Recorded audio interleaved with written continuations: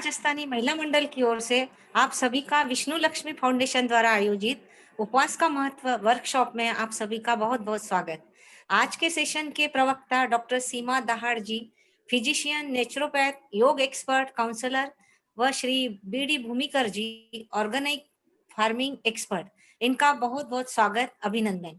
Doctor रानी जी भूतड़ा का संस्था की ओर से मैं बहुत बहुत स्वागत, अभिनंदन और आभार। धन्यवाद। वाह दीदी, कदम से कदम मिलाकर हम लोग चल रहे हैं। बड़ी ही सुखद अनुभूति है। इतने लोगों तक, जितने लोगों तक हम यह काम जो बोलते हैं कि संगठन में ही शक्ति है। बहुत बहुत धन्यवाद मंगला दीदी। संगीता दीदी, मैं चाहती हूँ कि आप भी हम सबसे बात करें। जय श्री कृष्णा, जय महेश। हमारे ये इस सेशन का ये चौथा दिन है और बहुत शानदार। आदरणीय श्री गोपाल जी शास्त्री का भी 2 दिन चला और कल भी हम लोग जैन विधि से जाने कि कैसे हम लोग को व्रत करना चाहिए। इतना शानदार सेशन था कि पहले 2 दिन तो इतने ज्यादा लोग जुड़े हुए थे मेरे पास फोन आ रहे थे कि भाभी लिंक फुल हो गई है और हमें ज्वाइन करना है। बहुत ही सुंदर सेशन रहा है तीनों दिन का। और वो तीनों दिन के हिसाब से भी आज मेरी ये उम्मीद है कि आज का सेशन भी बहुत ज्यादा शानदार रहेगा। मैं आज भी आए हुए हमारे दोनों डॉक्टर्स का स्वागत करती हूँ और विभू से जुड़े हुए, हम सबसे जुड़े हुए सभी आए हुए अतिथियों का मैं तहे दिल से स्वागत करती हूँ। और रानी दीदी का स्पेशल थैंक यू देना चाहूंगी कि उन्होंने हमें इस लायक समझा कि आप सब जुड़ के एक साथ हम लोग ये प्रोग्राम कर सके। थैंक यू, धन्यवाद। हर एक जीव बहुत महत्वपूर्ण है। अभी तो हमें बिल्कुल कदम से कदम मिला के चलना ही होगा। इतना चैलेंजिंग टाइम्स चल रहे हैं हमारे कि हमें ऊपर उठ के सोचना है, बड़ा दिल करके सोचना है, अपनी सोच को बड़ा करके सोचना है। तो अपनी समझ को हमको बढ़ाना है। तो संकुचित सोच बिल्कुल भी काम नहीं करती है, ये कोरोना टाइम ने बता दिया है ना। हमको किससे कब क्या हमको मदद मिलने वाली है यह ईश्वर जानता है। तो मैं पूरी तरह से, मुझे विश्वास है कि ईश्वर की ही योजना है, सब कुछ उसके तहत हो रहा है। तो आप सभी को जुड़ने के लिए बहुत बहुत धन्यवाद। अब बिना वक्त जाया करे हम लोग आज हमारी जो विशेष अतिथि है, आज की स्पीकर प्रवक्ता डॉक्टर सीमा जी दहाड़ जो औरंगाबाद से जुड़ी है, उनके लिए उनका मैं परिचय देना चाहूंगी। सबसे पहले कि वो कौन है ये जानना बहुत ज्यादा जरूरी है, क्योंकि आप खुद ही जान जाएंगे। सबसे पहले उनकी उम्र बहुत ही अपने आप में एक प्रेरणा है हमारे लिए। और वो एक डॉक्टर हैं। She is 73 years old. Doctor Seema Dahad ji Aurangabad से, ये ईएसआई हॉस्पिटल में इन्होंने 35 साल वर्ष काम किया है, अथक सेवा की है, पेशेंट्स को ट्रीट किया है। और इनके पिताजी श्री आदरणीय वो स्वतंत्र मतलब सेनानी रह चुके हैं। और इसके बाद में धीरे धीरे जो है उनका रुझान जो है वो सामाजिक तत्वों की सुधारना के लिए उनके कदम पड़ते चले गए। और उन्होंने इतनी सारी विशेषताएं अपने इस डॉक्टरी डिग्री को जोड़ दी, जैसे नेचुरोपैथ और योग एक्सपर्ट हैं वो। और बहुत सारे काउंसलिंग सेशंस, बहुत सारे लेक्चर्स वो लेती है, और वो भी घर बैठे, ऑनलाइन नहीं। ये तो अभी कोरोना टाइम में गांव गांव पहुंचकर इन्होंने कई जगह ऐसे कैंप्स लिए हैं 3-3 दिन के, और लोगों में जागरूकता लाई है। बहुत ही रूरल एरियाज में जाकर इन्होंने काम किया है। और कहीं ना कहीं इनका मन जो ठहर गया वो नेचुरोपैथी में ठहर गया। नासिक की जो दीदी अभी बताएगी, योग विद्या धाम जो है वहां पर ये as a faculty she is attached to Yog Vidya धाम, जहाँ पर नेचुरोपैथी और योग को प्राथमिकता दी जाती है और उसी से रोग निवारण किया जाता है। तो ऐसी, ये तो बहुत थोड़ी सी बात हो गई है। ये हास्य योग में इनने बहुत सारे काम किए हैं और अवार्ड्स मिले हैं इन्हें। ओमकार साधना, आहार नियंत्रण, सुदृढ़ पालकत्व, शरीर शास्त्र, इन सब्जेक्ट्स के लिए इन्होंने हमेशा गाइडेंस दिया है और इन्हें अलग अलग तरह के अवार्ड्स भी मिल चुके हैं। तो अपनी संस्था के जरिए लोगों की जो नीड्स है उसको पूरा करना। जैसे हम देखते हैं, हम तो अभी देख रहे हैं कि किसी को खाना, किसी को किराना, किसी को दवाई हम लोग पहुंचा रहे हैं। उसी तरह से ये कई वर्षों से ये सब चीजें कर रही है और एनवायरनमेंट के लिए बहुत सारा इन्होंने काम किया हुआ है। फॉर एग्जांपल वेस्ट मैनेजमेंट से लेके बहुत सारी चीजें। और इन्होंने एक बहुत मतलब प्रेरणादायी ऐसा काम किया है। जो बोलते जरा हटके वाली सोच रखने वाले व्यक्तित्व है। उन्होंने अपने पिताजी के निधन के बाद 12 दिनों में क्या किया होगा, आपको किसी को हम और आप बिल्कुल सोच नहीं सकते। या हम अपने हम कह सकते हैं कि हमारी जो रूढ़िवादिता है या जो भी है, मैं ये नहीं कहती हूँ कि अपनी परंपराओं को डिस्टर्ब करें, लेकिन एक नई सोच भी हम जोड़ते चले जाते हैं। तो उन्होंने मतलब गाँव में जाकर जेंट्स बच्चों के लिए और सबके लिए उन्होंने योगासन की क्लासेस ली। तो उन्होंने इस तरह से मतलब पूरे 12 दिन अथक, मैंने सुबह शाम इन्होंने पता नहीं कितनी क्लासेस ली, वहां पर अलग-अलग जगह जाकर योग प्रशिक्षण दिया और इस तरह से उन्होंने अपने पिताजी को श्रद्धांजलि अर्पित करी। तो इतना समाज सुधारना का जो जुनून है इनके अंदर में, ये मतलब प्रशंसनीय है और बहुत ज्यादा इंस्पिरेशनल, मैं कहूंगी बहुत ही प्रेरणादायी है। थोड़ा-थोड़ा अंश हम सबको भी आप दीजिए कि ईश्वर हम सबको अपना माध्यम बनाए ऐसे काम करने के लिए। ऐसे काम चलते जाने चाहिए, होते रहने चाहिए। तो मैं रिक्वेस्ट करूंगी, आमंत्रित करूंगी हमारी आज की स्पीकर डॉक्टर सीमा जी दहाड़। ओम शांति। रानी जी ने बहुत ही बता दिया। रानी जी को मैं पहले ही धन्यवाद देती हूँ। मैं हरदम उसको बोलती हूँ कि तू कहाँ से लाती है इतने लोगों को, कैसे जुड़ते हो और कैसे, हाउ यू आर मैनेजिंग।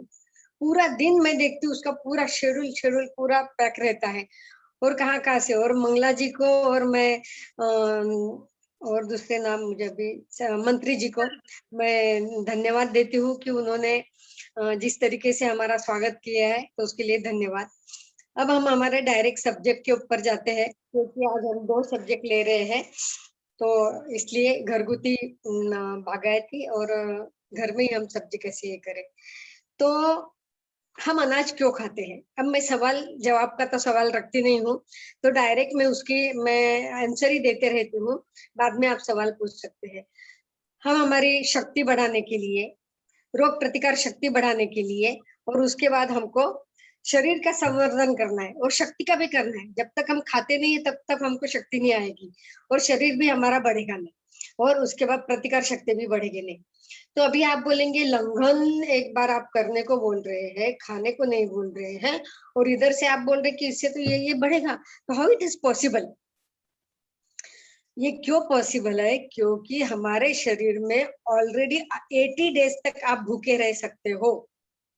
इतनी हमारे शरीर में फैट बोलो, कंज्यूमर बोलो, इतना सब है हमारे शरीर में। तो 80 दिन तक आपको कुछ नहीं होने वाला। ये जैन लोगों का कल दीदी ने बहुत अच्छे तरीके से बताया था कि वो जब इतना कर रहे विदाउट वाटर रहना, इतना निर्जला जो करना है वो कठिन रहता है, वो भी वो कर रहे हैं। और हमारा जो उपवास का मतलब है वो तो आजकल चेंज ऑफ डाइट हो गया है। भगर, साबुदाना और उसके भजिया वगैरह बहुत बढ़िया बढ़िया हम बनाते हैं। तो वो मेरा सब्जेक्ट नहीं है।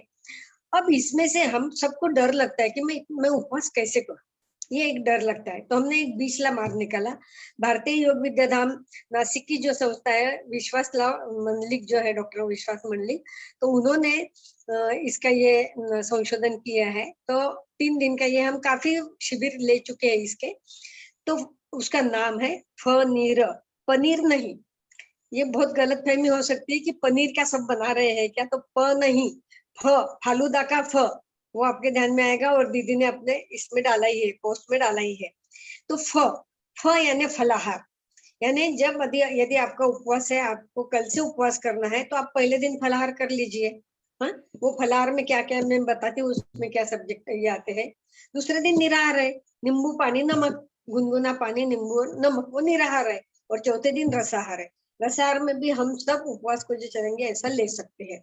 तो ये रसाहार चिकित्सा, लंघन चिकित्सा, निराहार यानी निराहार यानी लंघन चिकित्सा, ऐसे करके नेचुरोपैथी सेंटर में हमारे ये भी काम चलते हैं। तो अभी हम सब्जेक्ट पे जाएंगे, फनीर। पहला दिन जो है वो फनीर का है। अब इसमें क्या ले सकते हैं तो क्या नहीं ले सकते ये मैं पहले बता देती। करेला, भिंडी, क्योंकि करेला कड़वा लगा तो लोगों को अच्छा नहीं लगेगा। भिंडी चिकट रहती है इसलिए वो अच्छा नहीं लगता है। फिर आम नहीं लेना है, आम का सीजन है, आपको लगेगा चलो आम खाने को मिलेगा, आम नहीं चलेगा। केला नहीं चलेगा, अंगूर नहीं चलेगा, और क्या बोलते हैं उसको, चीकू नहीं चलेगा। ये चारों, ये 6 चीजें नहीं चलने वाली है। आपको यदि करेला डालने तो डालिए, बाकी वो चल नहीं चलता है तो चलेगा। अब क्या क्या चलेगा, पहले यानी हम सब देखते हैं कि जो भी सलाद है, जैसे गाजर, काकड़ी, टोमेटो, उसके बाद बीट, ये सभी सलाद है, ये सब चलते। इसके बारीक बारीक टुकड़े अच्छे से धो लेना, ताजा चाहिए। हाँ, अभी जैसे अभी बताने ही वाले हम, नहीं तो लाए कि हम फ्रीज में रख देते, वैसा मत करो। तो लाने के बाद उसको पानी में भिगो। अब आजकल वो सेंद्रिय खत मारते हैं तो इसलिए उसको पानी में भिगो, उसमें नमक डालो या तो उसमें पोटेशियम परमैंगनेट डाल दो थोड़ा टाइम, और 2 घंटा उसको भीगने दो और अच्छे से धो लो।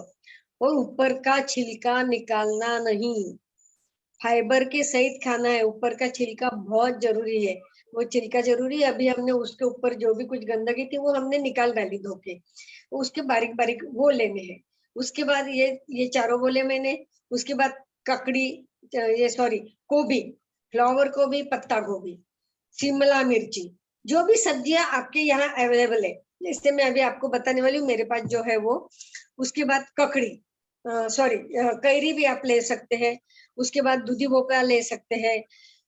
उसके बाद गिलकी, या गिलकी को क्या बोलते हैं हिंदी में, आई डोंट नो। चिकनी तुरई बोलते हैं। हाँ हाँ, तोरू तोरू तोरू ना, चिकनी तुरई।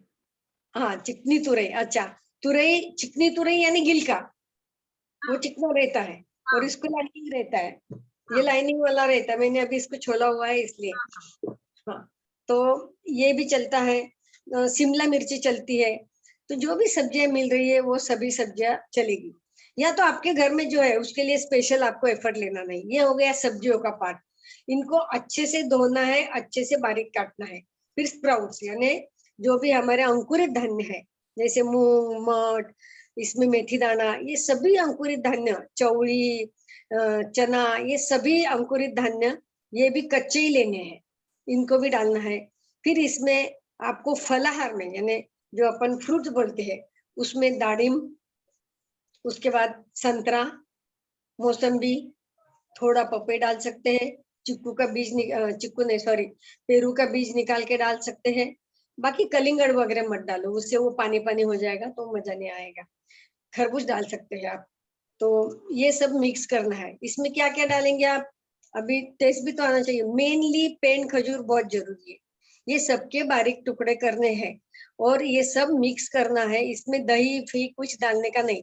नींबू डालना है, पुदीना डालना है, कोथिंबीर डालना है, पालक डालना है, मेथी डालना है, ये सभी लेना है। उसके बाद इसमें आप नमक डालिए, जीरा पाउडर डालिए, धनिया पाउडर डालिए, यदि आपको चाहिए तो चाट मसाला डालिए। इसको अच्छे से मिक्स कीजिए और बनाने के 10-15 मिनट में आपको खा लेना है। कि मैं अभी बना के रखूं, फिर मैं फ्रीज में रखूं, फिर मैं शाम को भी वही खाऊं, ऐसी चीज करना नहीं है। ये फ्रेश खाना बहुत जरूरी है। तो ये हो गया आपका फलाहार। इसके क्या, इसमें एक एक में क्या क्या इंग्रेडिएंट यानी विटामिन क्या है, तो मोस्टली जो भी अपने पालक और मेथी ये है, इसमें विटामिन ए रहता है, आयरन रहता है और सी रहता है। उसके बाद जो नींबू वर्ग वाले जो है, उसमें सब में जैसे संतरी है, मौसम्बी है या लेमन है, तो इसमें विटामिन सी रहता है और के रहता है। उसके बाद जो स्प्राउट्स है उसमें विटामिन ई रहता है, जो रोग प्रतिकार शक्ति बढ़ाता है। तो उसके बाद जो हमारी गिलकी और ये सब में जो है, बीट में बहुत आयरन रहता है। आयरन, बाकी सब में आयरन तो बहुत ही रहता है। फिर तुम्हारे दाड़म में आयरन रहता है, पेन खजूर में आयरन रहता है, और विटामिन ए भी सब में रहता है, विटामिन सी भी रहता है। तो ये सब हमारे शरीर के, जो हमें विटामिन की जो जरूरत है। और विटामिन ऐसा नहीं कि स्टोरेज होता है, आज खाए बस खत्म हो गया। हाँ, तो डेली आपको ये विटामिन की जरूरी रहती है। तो ये अच्छे से खाइए और इतना टेस्टी लगता है आपको, बताऊं, आप करके देखिए तो आप बताएंगे, यानी हमने जब किया है, हम ग्रुप में जब करते हैं, यानी सबको बोलते हैं कि भाई तू 1 पाव किलो टोमेटो चीर के ला, तू ये पुणे में हमने ये बहुत बार किया, इधर किया औरंगाबाद में, तो सबको इतना टेस्टी लगता कि वो बार बार बोलते कि भाई ये एक बार तो करो आप, बहुत अच्छी चीज लग रही है, बहुत टेस्टी लगती है। एक बार आपने खाने के बाद एक्चुअली शाम को खाने की इच्छा ही नहीं होती, लेकिन आपको शाम को खाना है तो शाम को भी बना के खाइए। ये हो गया तुम्हारा पहला दिन। हाँ, उसके बाद है निराहार। अब आपने ये सब खाया है तो ये सब अभी क्या हो गया, आपके घर बॉडी में फाइबर गया है। अब ये फाइबर को साफ करना पड़ेगा।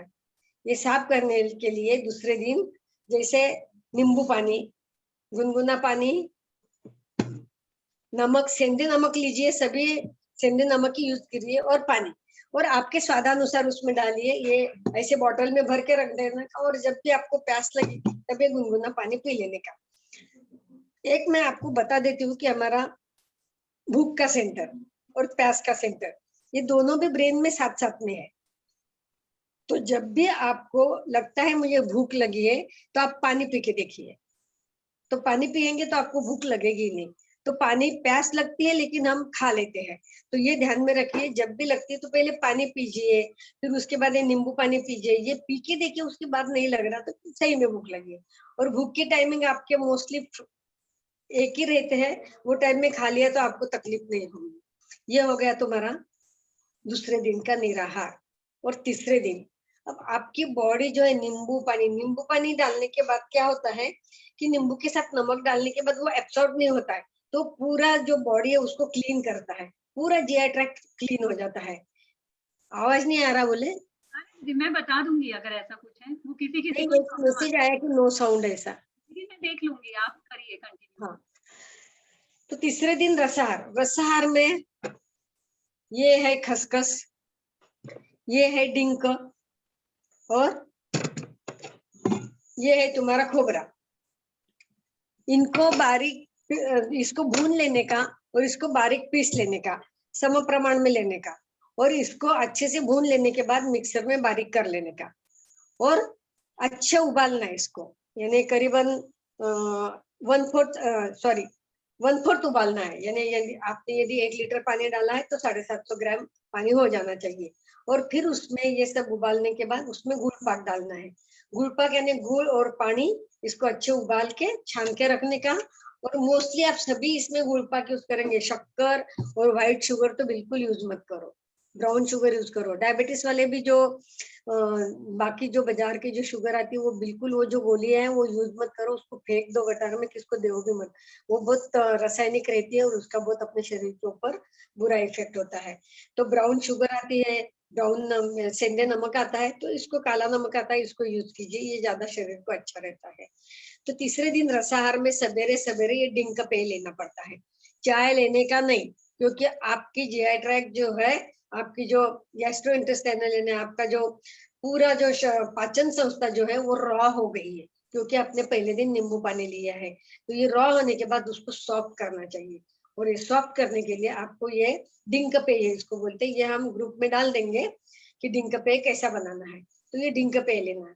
फिर दिन भर आप कोई भी रसाहार ले सकते हैं। यदि आपको उपवास करना है तो संतरा जूस लो, टोमेटो जूस लो, नारियल पानी लो, ये सभी चलेगा। नहीं तो फिर हम मुगाचे कड़न, जैसे हम मारवाड़ी लोग अनकोट करते हैं, और अनकोट में हम अनकोट के दिन मूंग का ये देता है, कड़न देते हैं, तो वो भी बहुत टेस्टी लगता है, तो वो भी आप करके ले सकते हैं। और काफी पेय है, यानी फिर आप धना जीरा ले सकते हैं, नींबू शरबत ले सकते हैं। फिर ऐसे काफी पेय है, जिसके बड़ी शेप का काढ़ा आता है, खजूर का शरबत आता है, कोकम शरबत आता है, दालचीनी का शरबत आता है, उसके बाद गहुरोप रस रहता है, उसको भी आप ले सकते हैं। तो ये सभी जूसेस आप ले सकते हैं। इसमें जूस में जो है, रसाहार में 2 टाइप के रसाहार रहते हैं, एक संस्कारित और एक असंस्कारित। संस्कारित यानी जिसके ऊपर संस्कार करते हैं, अग्नि संस्कार करते हैं, या कोई भी संस्कार करते हैं।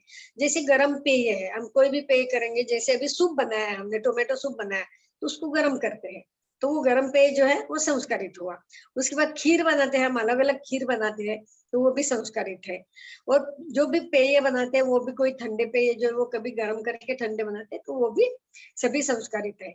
और असंस्कारित में सब में पहला नंबर पानी है, फिर फलों का रस रहता है, जैसे हम टोमेटो इसका जूस निकाले, संतरे का जूस निकाले, मौसम्बी का जूस निकाले, उसके बाद अनारदाने का जूस निकाले, तो ये सभी जो है ये सब फलों का, फिर सब्जियों का भी रस रहता है, गौरव रस भी ये असंस्कारित में आता है। तो ऐसे ये 2 भी इसमें आते हैं। तो ये हो गया हमारा तीसरे दिन का। ऐसे इस टाइप से फ नी र, फलाहार, निराहार, रसाहार, हाँ ये ऐसा है।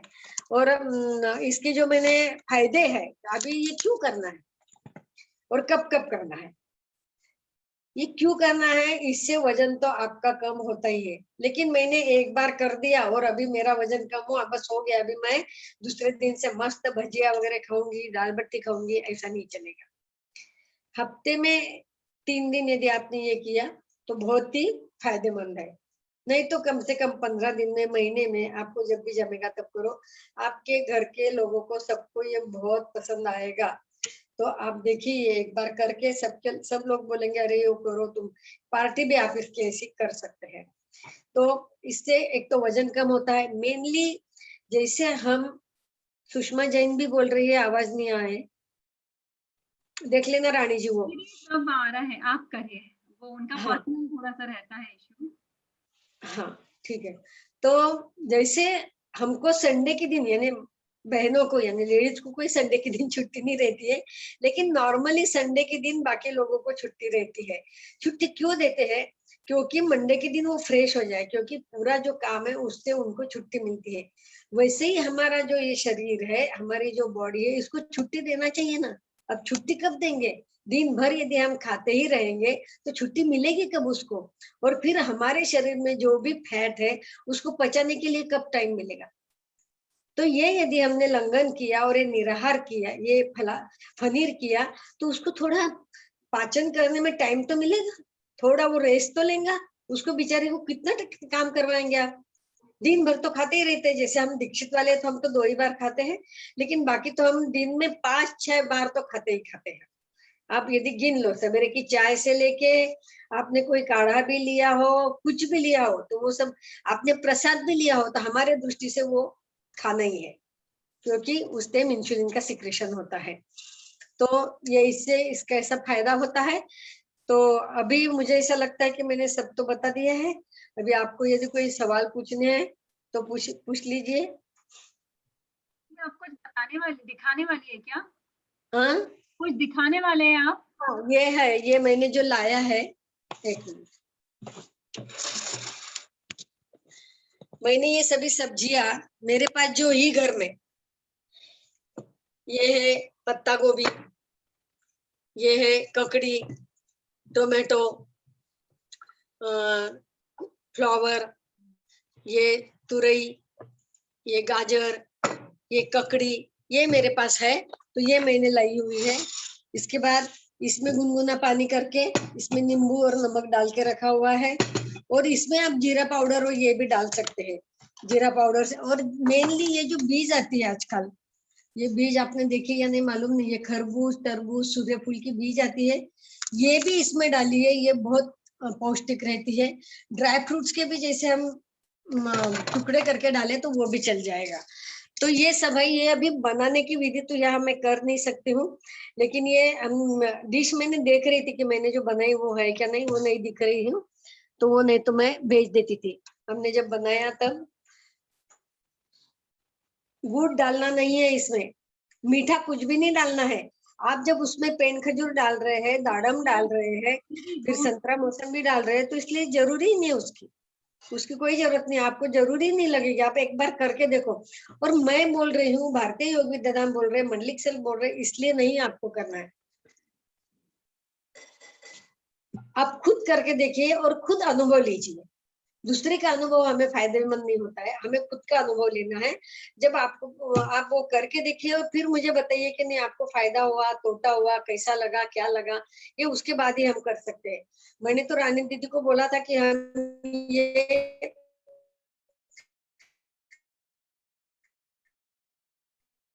हर एक को करने को लगाएंगे और उसको बोलेंगे चलो अभी 12 बजे सब इकट्ठा होते हैं, कर लेंगे। एक बार मैं उसका प्रमाण डाल देती हूँ आपको। पानी में जैसे आपने एक 1/4 लिया है तो दिन का 10 ग्राम, वो 10 ग्राम वो जो हिसाब से है वो मैं आपको डालती हूँ। रानी दी, सीमा दीदी आवाज मैं बहुत, ग्रुप में डाल देती हूँ, मैं रानी दीदी के पास भेजती हूँ, रानी दीदी ग्रुप। सीमा दीदी आवाज नहीं आ रही आपकी बराबर,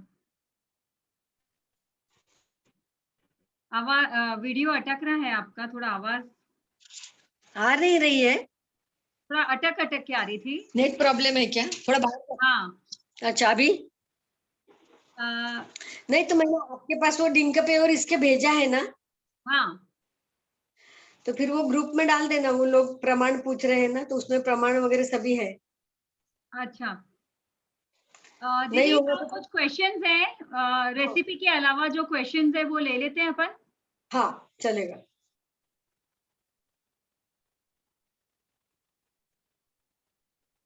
थर्ड डे, तीसरे दिन क्या करना है वो नहीं समझा है।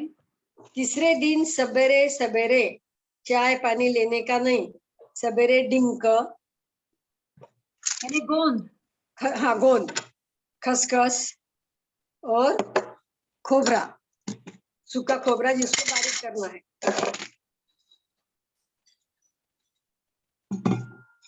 मैं ये डिश में डाल के बताती हूँ। ये मैंने बारीक किया हुआ नहीं है, इसको भूनने का।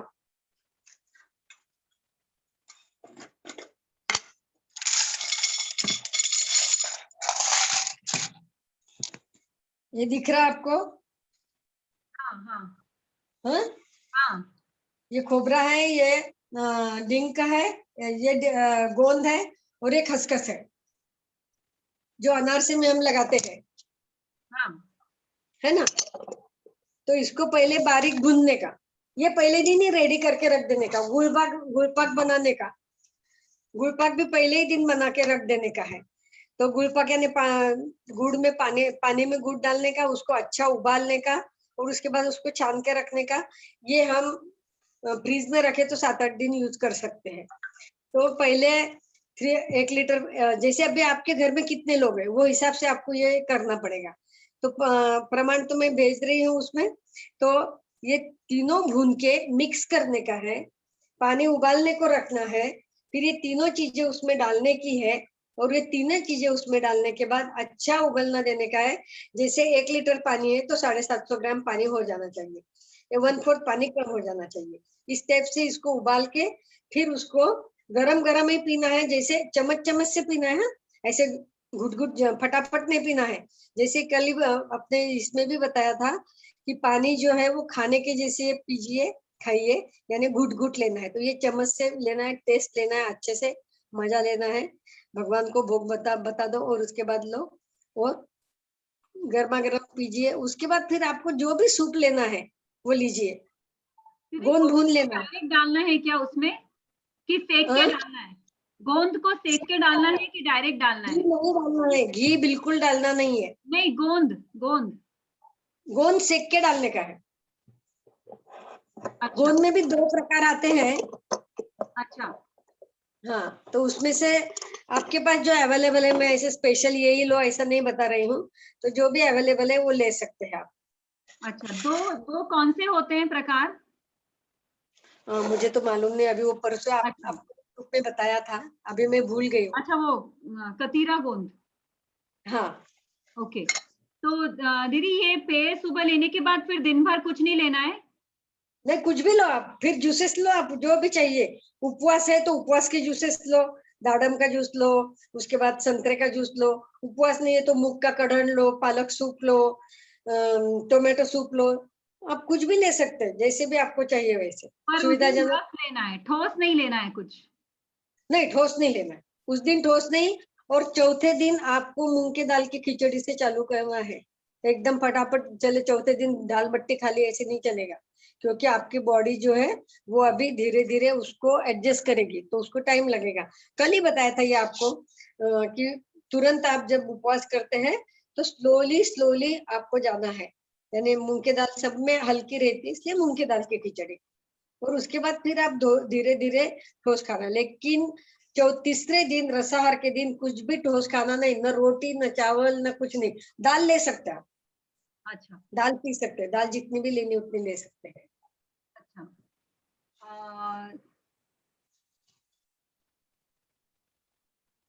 प्रीड, अगर डायबिटीज है किसी को तो ये करना चाहिए क्या, पनीर? हाँ, कुछ प्रॉब्लम नहीं है। कुछ प्रॉब्लम नहीं है। सिर्फ डायबिटीज वालों ने एक ही चीज इंपॉर्टेंट रखनी है, डायबिटिक वालों ने अपने पास एक बताओ कि ये यानी वो सब्जेक्ट नहीं है, लेकिन एक डायबिटिक कार्ड अपने पास रखना चाहिए। मैं डायबिटिक कार्ड लगे तो तुमको भेज दूंगी, अपना नाम और अपना फोन नंबर, अपने घर में जो भी अपने लिए भग सकते हैं उनका नाम और उनका फोन नंबर, उसके बाद आपके जो डॉक्टर ट्रीटमेंट कर रहे हैं उनका नाम और उनका फोन नंबर, आपकी मेडिसिन जो भी डोज में चल रही है वो सभी बराबर लिखनी चाहिए। और उसके बाद फिर आपके पास हरदम चॉकलेट या तो गोली कुछ तो भी चाहिए। जब भी यानी आप टॉयलेट में भी गए तो आपके पास चॉकलेट गोली चाहिए। कभी भी मेनली जो अटैक आते हैं वो सब टॉयलेट में आते हैं, तो आपके पास ये चाहिए। और ये डायबिटिक कार्ड देखे तो कोई भी आपको देखने के बाद अरे डॉक्टर के पास लेके जाएंगे, जो लेके जाने वाला उसको फोन कर सकते हैं, उनको बुला सकते हैं, क्योंकि यदि आपकी शुगर लो हो गई तो hypoglycaemia is very very bad. Hypoglycaemia यानी आपको चक्कर आते हैं, बेहोशी हो सकते हैं, पसीना आता है, बेहोश होके गिर भी सकते हैं। और ये एक केस में ऐसा हुआ, इसलिए मैं सबको बोलती हूँ डायबिटिक कार्ड और चॉकलेट डायबिटिक वालों ने हरदम अपने पास रखना है। तो आपका हाइपोग्लाइसेमिया हो गया तो भी आपको ये चीजें लेने के बाद आप कुछ प्रॉब्लम नहीं आएगा। किसने तो भी पूछा कि सलाद की वापस बता। रेसिपी जो है वो, सलाद की रेसिपी ग्रुप में डाल देंगे हम दीदी। हाँ हाँ, डाल देंगे। और 3 दिन का पनीर करने के बाद चौथे दिन कैसे करना है खाना पीने की शुरुआत? चौथे दिन अपनी खिचड़ी में घी चलेगा। अच्छा। खिचड़ी बिना घी के अच्छी भी नहीं लगेगी, खिचड़ी में घी चलेगा, चौथे अच्छा, दिन चलेगा। हाँ, तो चौथे दिन पूरा संतुलित आहार लेना है या केवल खिचड़ी से शुरू करना है? खिचड़ी लेके फिर आपका संतुलित आहार, रसाहार थोड़ा सा रखो। और फलाहार जब लेना है पहले दिन, तो हम्म, सब्जियां हाफ फ्राई करना है या बस कच्ची लेना है? फ्राई करना नहीं है, सिर्फ कच्ची कच्ची, अच्छा। उसको कोई भी संस्कार नहीं करने हैं, सिर्फ काटना है बस। और क्वांटिटी कितनी खाना है? आपको जितनी भूख लगेगी उतनी, हर एक का अपना खाने का कैपेसिटी अलग अलग है ना। और अंकुरित का कोई 3 दिन में अंकुरित नहीं खाना है ना? खाना है ना, पहले दिन अंकुरित ही खाना है। तो अंकुरित बहुत हैवी होते हैं, अगर कच्चे खाएंगे तो डाइजेशन में।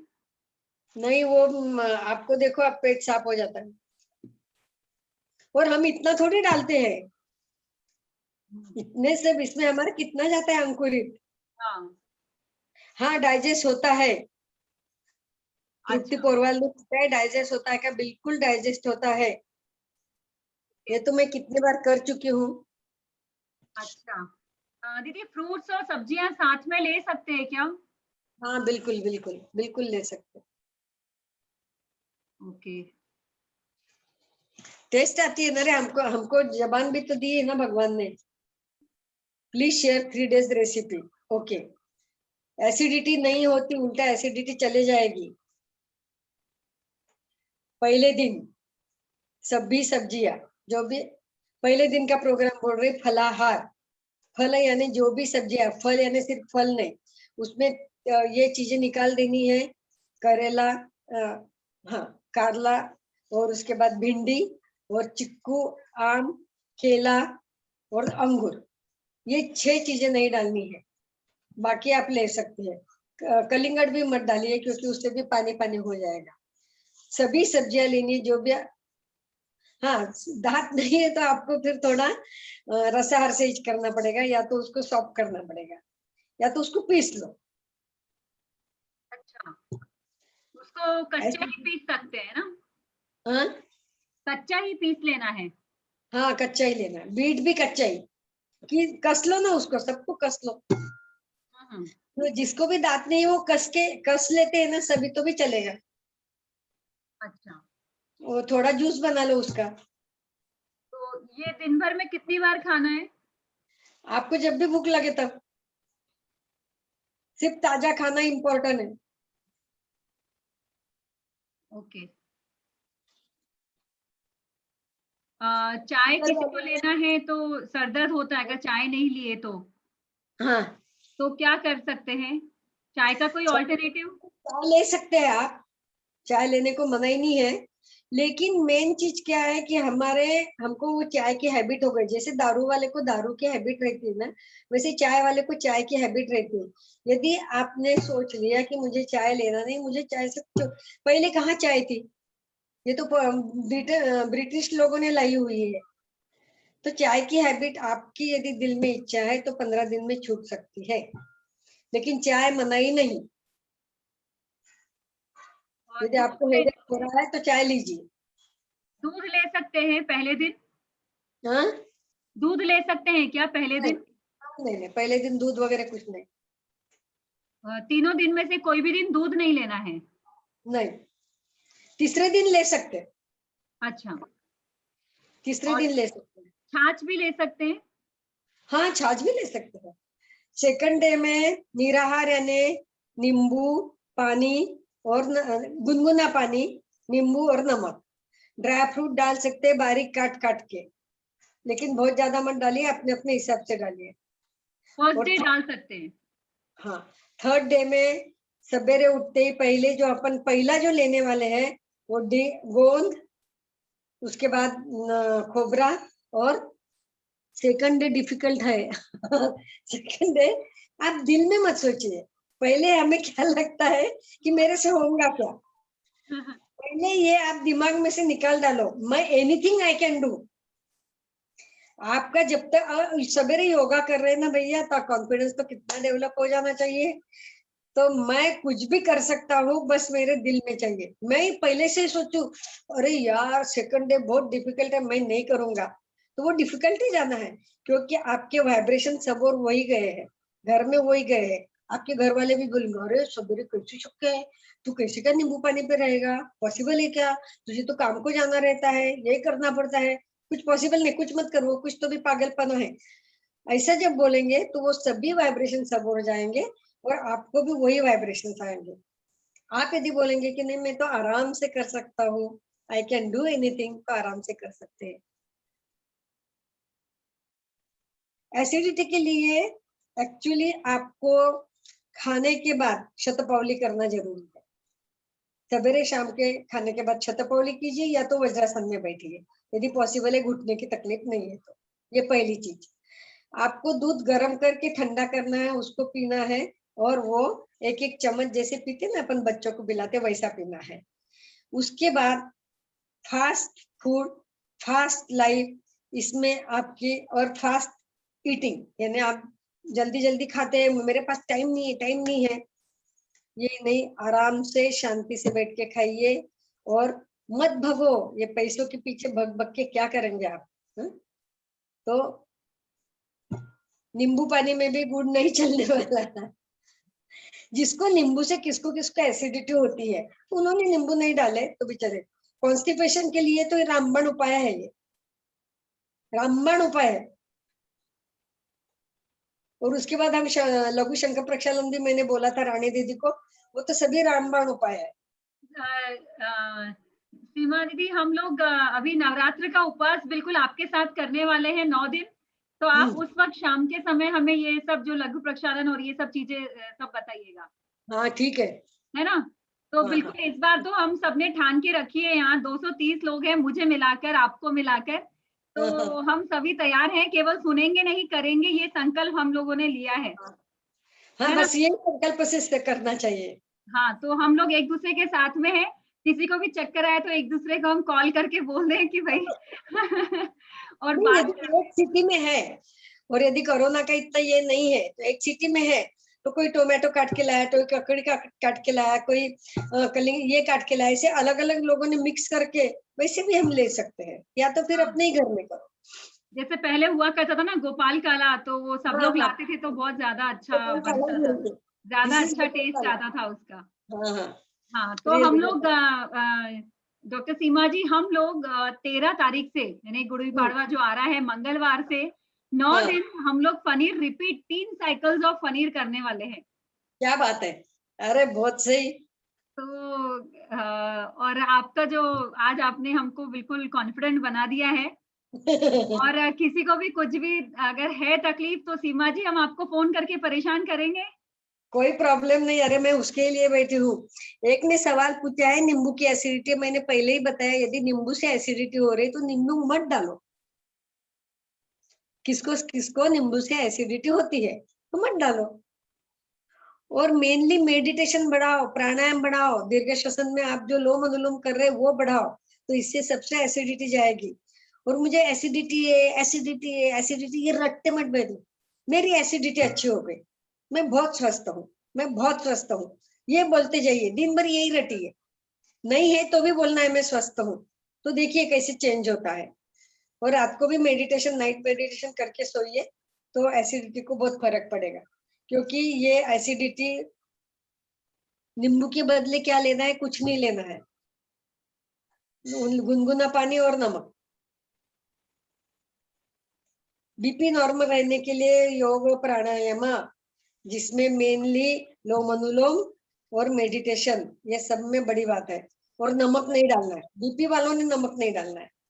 सीमा दीदी, यहाँ पर मैं एक छोटी सी अनाउंसमेंट करना चाहूंगी, बीपी की बात आई है तो एवरी संडे विभू में स्पेशल योग निद्रा का सेशन रहने वाला है एवरी हाँ संडे। तो सभी लोग योग निद्रा से जुड़िए, बीपी को ठीक करने के लिए बहुत ही बढ़िया कहते हैं कि योग रूपी दवाई है। तो वो ये योग निद्रा होने वाली है, वो भी डॉक्टर अरविंद वानी जी बांसुरी वादन करते हैं। बहुत सुंदर सी बड़ी सी बांसुरी उनके पास में, और बांसुरी वादन के साथ में वो करने वाले हैं योग निद्रा एवरी संडे। तो प्लीज ज्वाइन योग निद्रा, बहुत मजा आएगी, बहुत रिलैक्स फील होगा आपको। टाइमिंग टाइमिंग 6:30 से 8 जो योग सेशन है मॉर्निंग में विभू का, उसी में ही रहेगा। और ठीक है। एक करीब समझ लीजिए आप 7 सवा 7 बजे योग निद्रा शुरू होगी, है ना? वैसे 6:30 से 8 सेशन होता है डेली, 6 महीने से अपना कंटिन्यूअस चल रहा है। और अभी योग निद्रा जो संडे को होगी वो करीब करीब 7 o'clock को रहेगी। यहाँ पर कोई अपना अनुभव बता रहा है डॉक्टर? हाँ, शुभांगी कुलकर्णी अपना अनुभव बता रही है, उसने 3-4 बार किया है। मैं उनको अनम्यूट करना चाहती हूँ। करो उसको। प्लीज हैंड रेज करिए। शुभांगी कुलकर्णी। अच्छा, नहीं उस नाम से तो ज्वाइन यहाँ पर कोई है नहीं।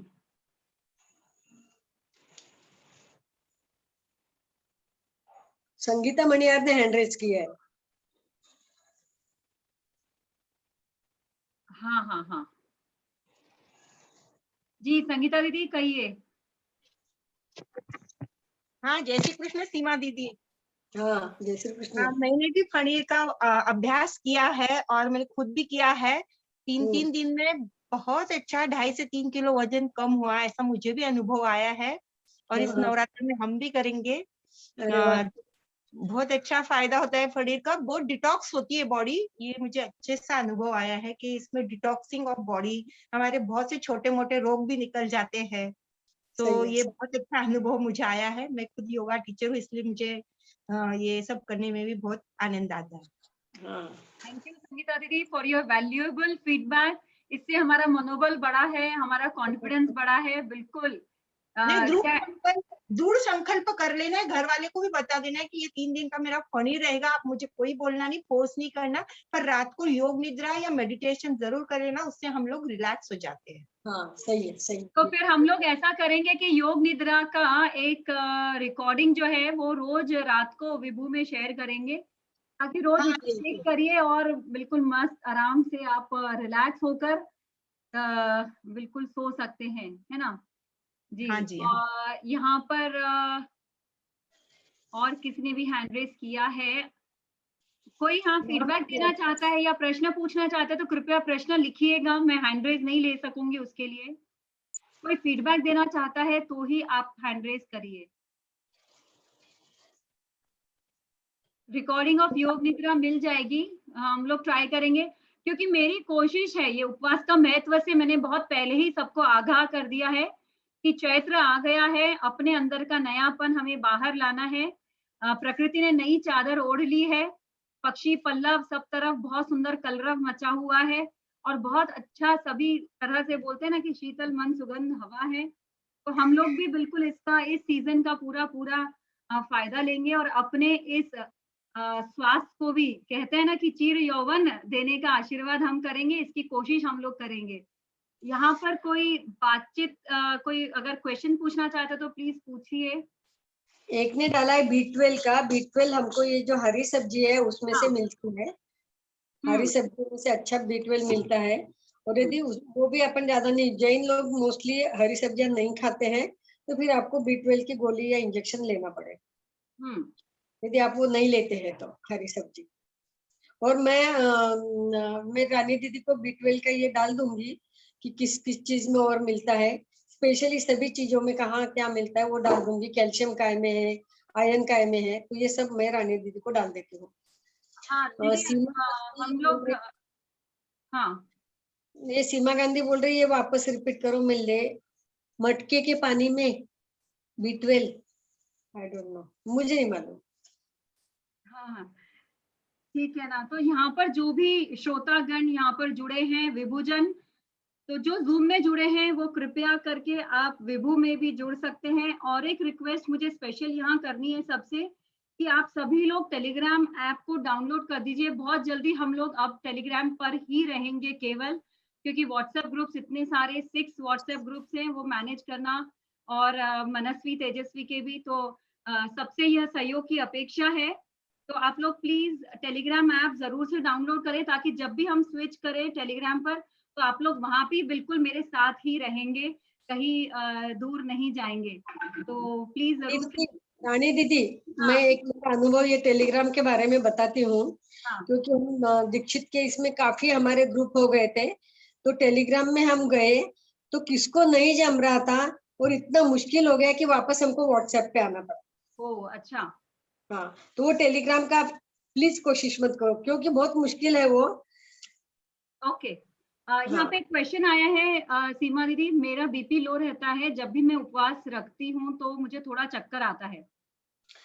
तो थोड़ा नमक लीजिए और नींबू पानी, मेनली नारियल पानी लेना हम्म। है। नारियल पानी लीजिए। अच्छा। हाँ, तो हम्म। ये पृथ्वीराज जी का कहना है, वापस एक बार बताओ 3 दिन का। हाँ हाँ, तो कोरोना की दवाई के साथ भी पनीर कर सकते हैं। हाँ और हाँ मेनली कोरोना का जो ये दिया है प्राणायाम, वो कीजिए। कोरोना का प्राणायाम अपन एक दिन ले लेंगे दीदी, मैं लेती हूँ वो। अच्छा हाँ, तो ठीक है कोरोना ना। का प्राणायाम थोड़ा सा अलग है, हम्म। तो उसमें थोड़ी चीजें लगती हैं, जैसे लोड अ, लगता है उसका, या ये दो ठीक है ना, हम चीजें लोग अनाउंस करके प्रॉपरली, बिल्कुल सबकी इच्छा रहेगी ये सीखने की। हाँ, अमोल जी, आपने पूछा है कि नवरात्रि उपवास से वेट लॉस कितना होता है। आप अगर 3 दिन पहले भी जुड़े थे तो आपने देखा होगा कि उपवास केवल ये छोटी छोटी इच्छाएं रखना नहीं है, ये सब तो बहुत छोटी चीजें हैं। आपको जो मिलने वाला है उपवास में, अध्यात्म के साथ जोड़िए, उस ऊपर वाले के साथ अपने आप को जोड़िए, ध्यान, प्राणायाम और अच्छा आहार या पनीर करिए, तो आपको जरूर ये जो वेट लॉस और बीपी और ये सब जो चीजें ना वो बहुत पीछे छूट जाएगी। आप इस जीवन यात्रा में बहुत आगे निकल जाएंगे। तो जो भी हाँ, वेट लॉस के लिए चिंतित है, वरिड है, तो प्लीज आपका जो कंट्रोल है आपके ब्रेन के सेंटर में, जो कंट्रोल, उसका जो कंट्रोल है आपकी बॉडी के ऊपर, और आपका खुद का संयम है, विल पावर है, वो बढ़ता है, आत्मविश्वास बढ़ता है। आप लोग करिए, आपको लगेगा कि हाँ मैं 3 दिन पनीर कर सकता हूँ। इससे आपको बहुत अच्छे से ये होगा। पेट साफ करने के लिए क्या कर सकते हैं? सीमा दीदी, किसी ने पूछा हाँ, है? क्या? पेट साफ करने के लिए क्या करें? यही ना, ये जो बताई यही है। और या तो सवेरे आप उठते हैं तब गुनगुना पानी, उसमें नमक नींबू, यदि आपको ये नहीं है तो, उसके बाद यदि अग्निसार धोती आ रही है तो अग्निसार धोती कीजिए, और अग्निसार धोती नहीं आती होंगी तो फिर हम जो बताते हैं ना, ये किसने पूछा, हम जो बताते हैं ये लघु शंख प्रक्षालन, उससे भी होता है। और ये तुम फाइबर खाएंगे ना तो तुम्हारा पेट साफ ही होगा, 100% होगा। दीदी ये वापस बताना है पनीर का। हाँ, एक बार बताएंगे, लेकिन हाँ। अब आप लोग डायरी पेन लेकर बैठे होंगे शायद, और कब से है पनीर ऐसा पूछा गया है। सभी विभुजन फिर से आप लोग ध्यान से सुनिए, हम लोग विभु में नवरात्र कर रहे हैं, 9 दिन उपवास करने वाले हैं। चाहे जो भी नैसर्गिक पद्धति है उससे, आपको जैसे आपकी बॉडी को एक तो ऑब्जर्व करना सीखना है। सबसे पहले आपको खुद कोई भी चीज ऐसे ही नहीं आती है, संकेत देती है। आपको अपने आप को देखने की आदत होनी चाहिए कि सुबह में आप अपनी बॉडी को देख रहे हैं, अपने बॉडी के साथ रह रहे हैं, अपने मन के साथ रह रहे हैं, तो आप ऑब्जर्व करिए और आपको पता चलेगा कि आपको सूट कर रहा है, नहीं कर रहा है। पर पहला कदम डाले बगैर अपना कदम पीछे मत लीजिए, पहले ही जहाँ हो वहां से एक कदम आप आगे तो डालिए। डॉक्टर सीमा जी अपने साथ है, बाकी सब लोग ने इतना अच्छा सब कुछ बताया है, जो लोग कर रहे हैं वो सभी कुछ मुझे लगता है कि जो भी जो मैं इसलिए ये बताना चाह रही हूँ कि 9 दिन आपको उपवास करना है, पनीर करिए ताकि आप अपने फीडबैक दे सके। हम इसका जब खुद अनुभव करेंगे तो हम लोगों को और अच्छे से बता पाएंगे। तो एक दिन में 2-3 दिन में, जैसे दीदी ने शुरू में ही बताया कि कितने how many days doctor Seema 45 days हम लोग बिना कोई परेशानी के रह सकते हैं बिना खाना खाए, है ना? 80 डेज, 80 80 डेज, डेज ओके। तो ये इतने अपने आप फैट है हमारे शरीर में। इतना है। तो आप लोग बिल्कुल डरिए मत, संकल्प शक्ति के साथ में करिए। और जब चैत्र नवरात्रि के बाद या श्री राम की बात कर रहे हैं हम, तो श्री राम के गुण भी हमको कहीं ना कहीं धीरे धीरे पकड़ने पड़ेंगे। तो बिल्कुल इसी इसी आराधना साधना के साथ में हम लोग पनीर करने वाले हैं। पनीर, सीमा दीदी अब आपको एक बार छोटी सी आउटलाइन आप दे दीजिए, फिर हम सेकंड स्पीकर के तरफ बढ़ेंगे। ठीक है। पनीर, फ यानी फलाहार, जो भी सब्जियां है वो सभी सब्जियां लेना है। स्प्राउट यानी अंकुरित धान्य लेना है। इसमें सिर्फ भिंडी, करेला, उसके बाद आम, चिक्कू, केला और अंगूर, ये 6 चीजें, और कलिंगड़, ये नहीं डालना है। बाकी जो भी चीजें अवेलेबल है वो सब लेना है। अंकुरित धान्य लेना है, इसको अच्छे से धो लेना है। धोना यानी 2 घंटा पानी में भिगो के रखने का, उसमें नमक डालिए या तो पोटेशियम परमैंगनेट डालिए, फिर अच्छे से धो डालिए, पोंछ लीजिए और बारीक बारीक बारीक बारीक टुकड़े कीजिए। फिर नींबू, नमक, अदरक, ये सब डाल के, आपको जीरा पाउडर डाल सकते हैं, फिर चटपटी जो पाउडर रहती है वो भी आप डाल सकते हैं, और ये अच्छे से डाल के खाइए। इसमें पेन खजूर बहुत जरूरी है, दाड़िम बहुत जरूरी है, ये 2 चीजें जरूरी है। फिर बाद में आपको ड्राई फ्रूट डालना है तो ड्राई फ्रूट डालिए, जो भी घर में अवेलेबल है वो डालिए। ये हो गया फ यानी फलाहार। नी यानी निराहार, चिक्कू खा सकते हैं क्या? नहीं। नी यानी निराहार यानी गुनगुना पानी, नींबू और नमक। बीपी वालों ने नमक नहीं डालना है। एसिडिटी वालों ने, यदि उनको एसिडिटी नींबू से होती है तो उन्होंने नींबू नहीं डालना है, लेकिन गुनगुना पानी लेना है, दिन भर वो ही लेना है। कैसा पॉसिबल है? पॉसिबल है। आपका संकल्प शक्ति बहुत इंपॉर्टेंट है।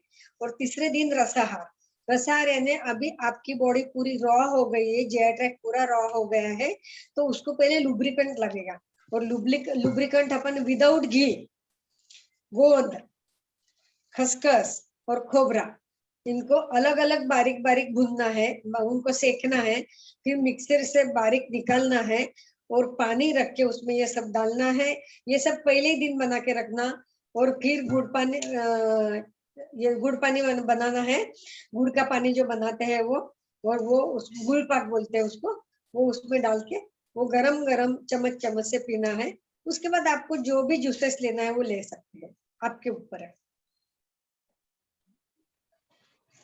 और कोई रसाहार के दिन पाउडर करके कैसे लेना? पहले ही दिन पाउडर बना के रख देना ना। लीना जी, कहाँ है आपको कंफ्यूजन? उनको पूछने को लगा ना डायरेक्ट। हाँ हाँ,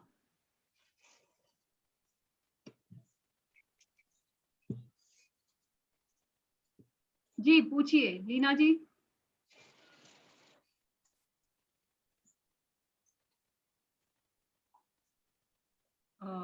वो डिस्कनेक्ट हो गई है शायद। अच्छा। सुबह उठते ही कुछ खाना पड़ता है, नमक का शुगर है, तो क्या करें? नमक का शुगर है यानी? कुछ नमक का खाना होता है उन्हें, क्योंकि उनको शुगर है, ऐसा वो सवेरे बोल। उठते ही हाँ, नमक का क्यों खाना पड़ता है? शुगर है इसलिए? एक मिनट, किसने पूछा है? मैं एक ये अलग मिनट, लग रहा है। कांता दीदी मैं आपको करती हूँ, क्योंकि अब दूसरे स्पीकर से हम बात करेंगे। आप फटाफट अपने क्वेश्चंस चैट बॉक्स में डालिए, क्योंकि सबको करना है, कोई भी कंफ्यूजन दुविधा में नहीं रहेंगे। कांता दीदी बात करिए। उन्होंने अनम्यूट नहीं किया है खुद को। मैं यहाँ से रिक्वेस्ट तो दे रही हूँ। हाँ जी, हाँ। कांता। दीदी मेरे को ना, जैसे मैं रात को खाना खा के सोती हूँ, सवेरे उठते ही कुछ खाना पड़ता, नहीं तो मैं ऐसे लगता है चक्कर सी आ रही है, कोई थोड़ा बिस्किट वगैरह खा लो तो ठीक लगता है, नमक का बिस्किट खा लो या मारी बिस्किट खा लो फिर ठीक लगता है। नहीं तो शुगर भी है। शुगर है? हाँ, यानी मैं थोड़ा 2 बिस्किट खा के वॉक को जाना पड़ता है मेरे को। अच्छा, तो आप है ना मेरे से पर्सनली मेरे नंबर पे बात कीजिए, पर्सनली मेरे से चलो बात ठीक है, कीजिए। मैं आपकी पूरी दिनचर्या देखूंगी, उसके बाद आपको बताऊंगी। आपकी दिनचर्या ठीक है, देखना पड़ेगा मुझे। चलो चलो ठीक है। जयश्री दीदी आप कुछ पूछना बहुत चाहते अच्छा हैं? बताया सर आपने। Thank you. जयश्री दीदी बोलिए। हेलो। हाँ जी, हाँ, वीडियो ऑन करिए प्लीज। एक सेकेंड।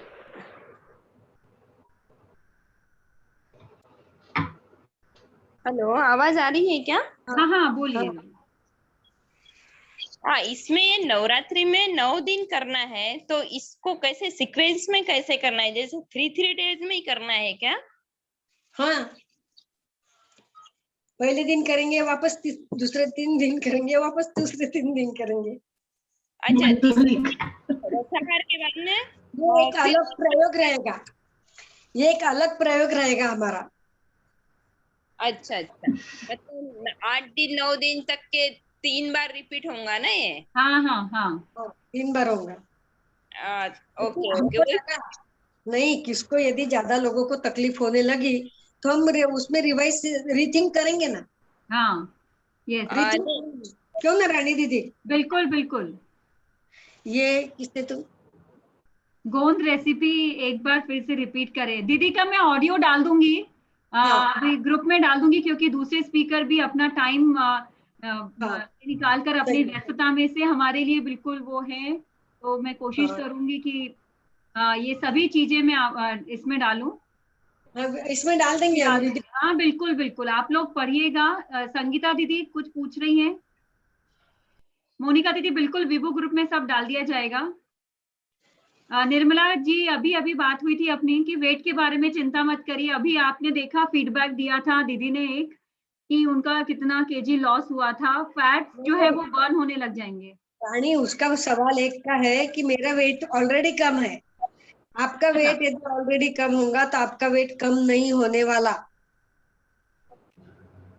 नहीं कम वेट है जो तो है क्या कर सकते हैं? आपकी जो नहीं, वेट बढ़ाने के लिए हाँ वो पर्सनली बात की। हाँ। तो लीना दीदी, हाँ आप बोलिए ना लीना दीदी। मैम, बोलिए ना। शाकाहार के दिन आपने जो गोंद गोंद का पाक बताया है, तो वो लेने के बाद कितना टाइम उबाल के लेना है? पानी में कितनी देर उबालना है? में डाल के लेना है तो क्वांटिटी क्या लेना है? पानी 3/4 गुड़ होना पाक चाहिए उसको पाउडर डालने के बाद हम्म ये पाउडर करके रखने को बोला है आपने। हाँ तो क्या उनका आप थोड़ा वो जो गुड़ पाक का पानी नेटवर्क आपको इशू है थोड़ा। हाँ? लीना दीदी, आप अपना क्वेश्चन दीदी को व्हाट्सएप कर सकते हैं, है ना? हाँ मेरा नंबर मैं बताती हूँ, वो हाँ, ले लो बोलिए और दीदी। बात ग्रुप में भी डालते हैं। 5 times 8 यानी 5 बार 8, 8 8 8 8 8 हाँ 49809। ये जयश्री ने डाल दिया है मेरा नंबर 49809। वापस बताती हूँ 88884809।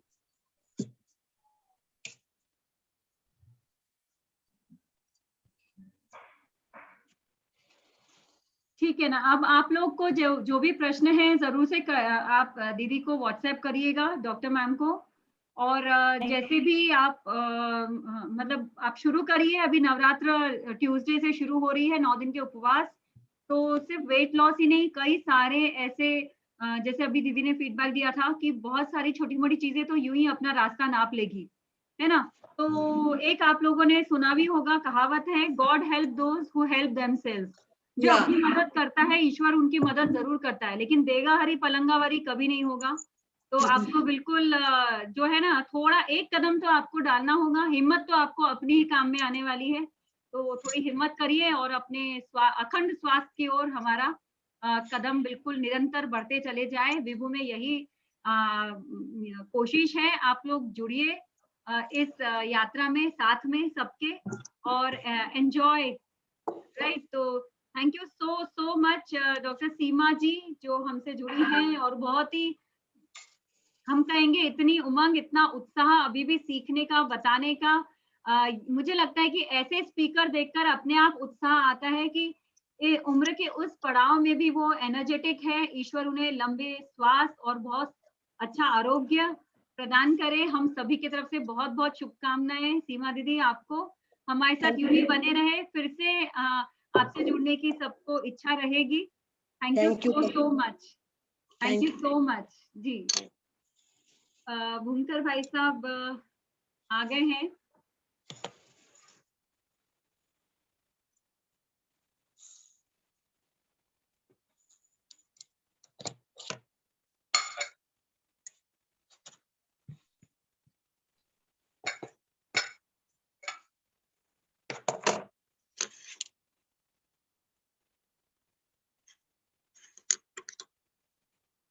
नमस्ते भूमकर साहब। नमस्ते मैडम। बहुत बहुत खुशी हुई आपको विभू मंच पर देखकर। डॉक्टर सीमा जी के साथ औरंगाबाद में बहुत काम भी किया है, बहुत सारे प्रोजेक्ट्स लिए हैं। भूमकर साहब का मैं आपको परिचय तो बहुत बड़ा है जो भेजा है इन्होंने, पर मेरा दायित्व है कि मैं बताऊं आप लोगों से, आज के स्पीकर के साथ में अवगत कराऊं। आपको जानकर बहुत ही ज्यादा आश्चर्य होगा कि हमारे सामने ऐसे व्यक्तित्व बैठे हैं जिन्होंने एनवायरनमेंट के लिए निस्वार्थ इतना रिसर्च किया है, एक्सपेरिमेंट किया है, और बहुत सारी सर्विसेज दी है। तो ऐसे ऐसे हमारे साथ स्पीकर आज जुड़े हुए हैं। मिस्टर भूमकर जी बीएससी डीबीएम एमबीए है, और इन्होंने इंडस्ट्रियल सेक्टर में 41 इयर्स काम किया है। रेमन ग्रुप के साथ 30 साल काम किया, और टीटीके ग्रुप के साथ 8 साल। और production, quality control, management, corporate projects Raymond's में इन्होंने ही संभाले हैं। दिसंबर 2018 में इन्होंने अपना ही एक इनिशिएटिव, एक फर्म शुरू करी है AWS नाम से, AWS इनोवेटिव टेक्नोलॉजीज, जो कि स्पेशलिटी बायोकल्चर्स बनाता है। अब ये बायोकल्चर्स जो है, ये अब हमको आज समझना है। हमने थोड़ा बहुत कभी सुना है, लेकिन आज तो खुद एक्सपर्ट इसमें जो है वो तज्ञ जो है हमारे साथ है। और इन्होंने डोमेस्टिक वेस्ट को, जो घरगुती जो वेस्ट होता है, उसको कैसे कंपोस्ट में बदला जाए, इसकी इन्होंने एक टेक्निक डेवलप की है, जो बहुत ही हाई क्वालिटी बायो एक्टिव होता है। और सबसे खास बात यह है कि बहुत अच्छी चीजें, हम सोचते कि बहुत ज्यादा महंगी होगी, ऐसा नहीं है। बहुत लो कॉस्ट में कैसे बन सकता है, ये उन्होंने बताया है। रोटरी क्लब के वो 21 साल से रोटेरियन रह चुके हैं और 2000 से भी ज्यादा फैमिलीज, गौर से सुनिएगा, 2000 से भी ज्यादा फैमिलीज औरंगाबाद में इन्होंने ट्रेन की है, जिनके यहाँ पर किचन गार्डन है। तो ये अपने आप में एक बहुत ही बड़ी उपलब्धि है, मैं मानूंगी। इन्होंने ऑर्गेनिक वेस्ट को, ध्यान दीजिए, ऑर्गेनिक वेस्ट को कंपोस्ट में बनाने की टेक्निक इजाद की है और ऑर्गेनिक सब्जियां और फूलों के पौधे इन्होंने अपने ही आंगन में, टेरेस में लगाए हैं, जिनका हमें प्रत्यक्ष दर्शन करने मिलने वाला है आज। तो मैं सही में बहुत उत्सुक हूँ। और किचन गार्डन, क्योंकि जहां हम अखंड स्वास्थ्य की बात कर रहे हैं तो शुरुआत होती है सबका। एज ए डाइटिशियन भी मैं सुनती हूँ मेरे पेशेंट्स का, क्लाइंट्स का, कि वो बोलते हैं कि मैम अब आजकल तो सब आप फ्रूट्स और सब्जियां ज्यादा खाने बोलते हैं और ये तो सब रसायनों से भरे पड़े हैं, तो ऐसा कैसे चलेगा। तो फिर इसीलिए आज हमारे साथ ऐसी पर्सनालिटी जुड़ी है जो हमारे इस प्रॉब्लम को भी सॉल्व कर देगी और हमें ऑर्गेनिक सब्जियां, मतलब स्पेशली आई एम इंटरेस्टेड कि कैसे छोटी छोटी चीजें, पुदीना और जो हमारे गेहूं के ज्वारे, अभी आपने मतलब माहेश्वरी महिलाएं सभी के घर में, अभी शीतला माता की पूजा के बाद से गेहूं के ज्वारे तो सभी के यहाँ उगे हैं। और पुदीना, हरा धनिया, गिलोय और जो पान वेल है उसके बारे में वैसे भी डॉक्टर सोनाली जी ने बताया है कि वो बहुत ही अच्छी औषधि है। तो ऐसी बहुत सारी जानकारी लेकर, एकदम नवीन जानकारी और first hand experience and knowledge ही is going to share with us. आपका स्वागत है जी। तो मेरे तरफ से सबको प्रणाम। आवाज सुनाई दे रहा है मेरा? हाँ जी, हाँ। हाँ, तो ये वेस्ट मैनेजमेंट का जो सब्जेक्ट है वो तो बहुत डीप सब्जेक्ट है, लेकिन मैं अभी ये 15-20 मिनट में जो प्रैक्टिकल अप्रोच है वो आपके साथ शेयर करना चाहता हूँ। ये वेस्ट मैनेजमेंट का, मैं जब रेमंड में काम करता था 30 इयर्स, तो 2001 में हमने कंपनी में चालू किया, जहाँ डेली 100 किलो कैंटीन का वेस्ट निकलता था, 4 ट्रैक्टर गार्डन का वेस्ट निकलता था हर हफ्ते। वो हमने कंपोस्टिंग उधर चालू किया हमारे कंपनी में, औरंगाबाद में एक कंपनी है वालूज इंडस्ट्री एरिया में। और जून 2001 से मैं घर में चालू किया। 2012 में दिव्य मराठी ने औरंगाबाद में एक स्वच्छ औरंगाबाद के प्रोग्राम चालू किया। वो प्रोग्राम में हम जुड़ गए और उन्होंने बहुत सारे मोर देन 100 वर्कशॉप औरंगाबाद में अरेंज किए और करते भी है अभी भी। तो वर्कशॉप में हम ये जनरली 30-40 मिनट्स का वर्कशॉप रहता है। उसमें हम एक डेमो बताते हैं कैसा करना है, सेग्रीगेशन क्या है, वेट वेस्ट क्या है, ड्राई वेस्ट क्या है वगैरह। अभी हम जब शहर में रहते हैं तो हम डेली पर person per day 300 grams waste generate करते हैं, मतलब वो निकलता है। तो उसमें से 250 ग्राम जो वेस्ट है वो ऑर्गेनिक वेस्ट है और 50 ग्राम जो वेस्ट है जो नॉन रिसाइकलेबल वेस्ट है, उसको हम नॉन ऑर्गेनिक वेस्ट बोलेंगे।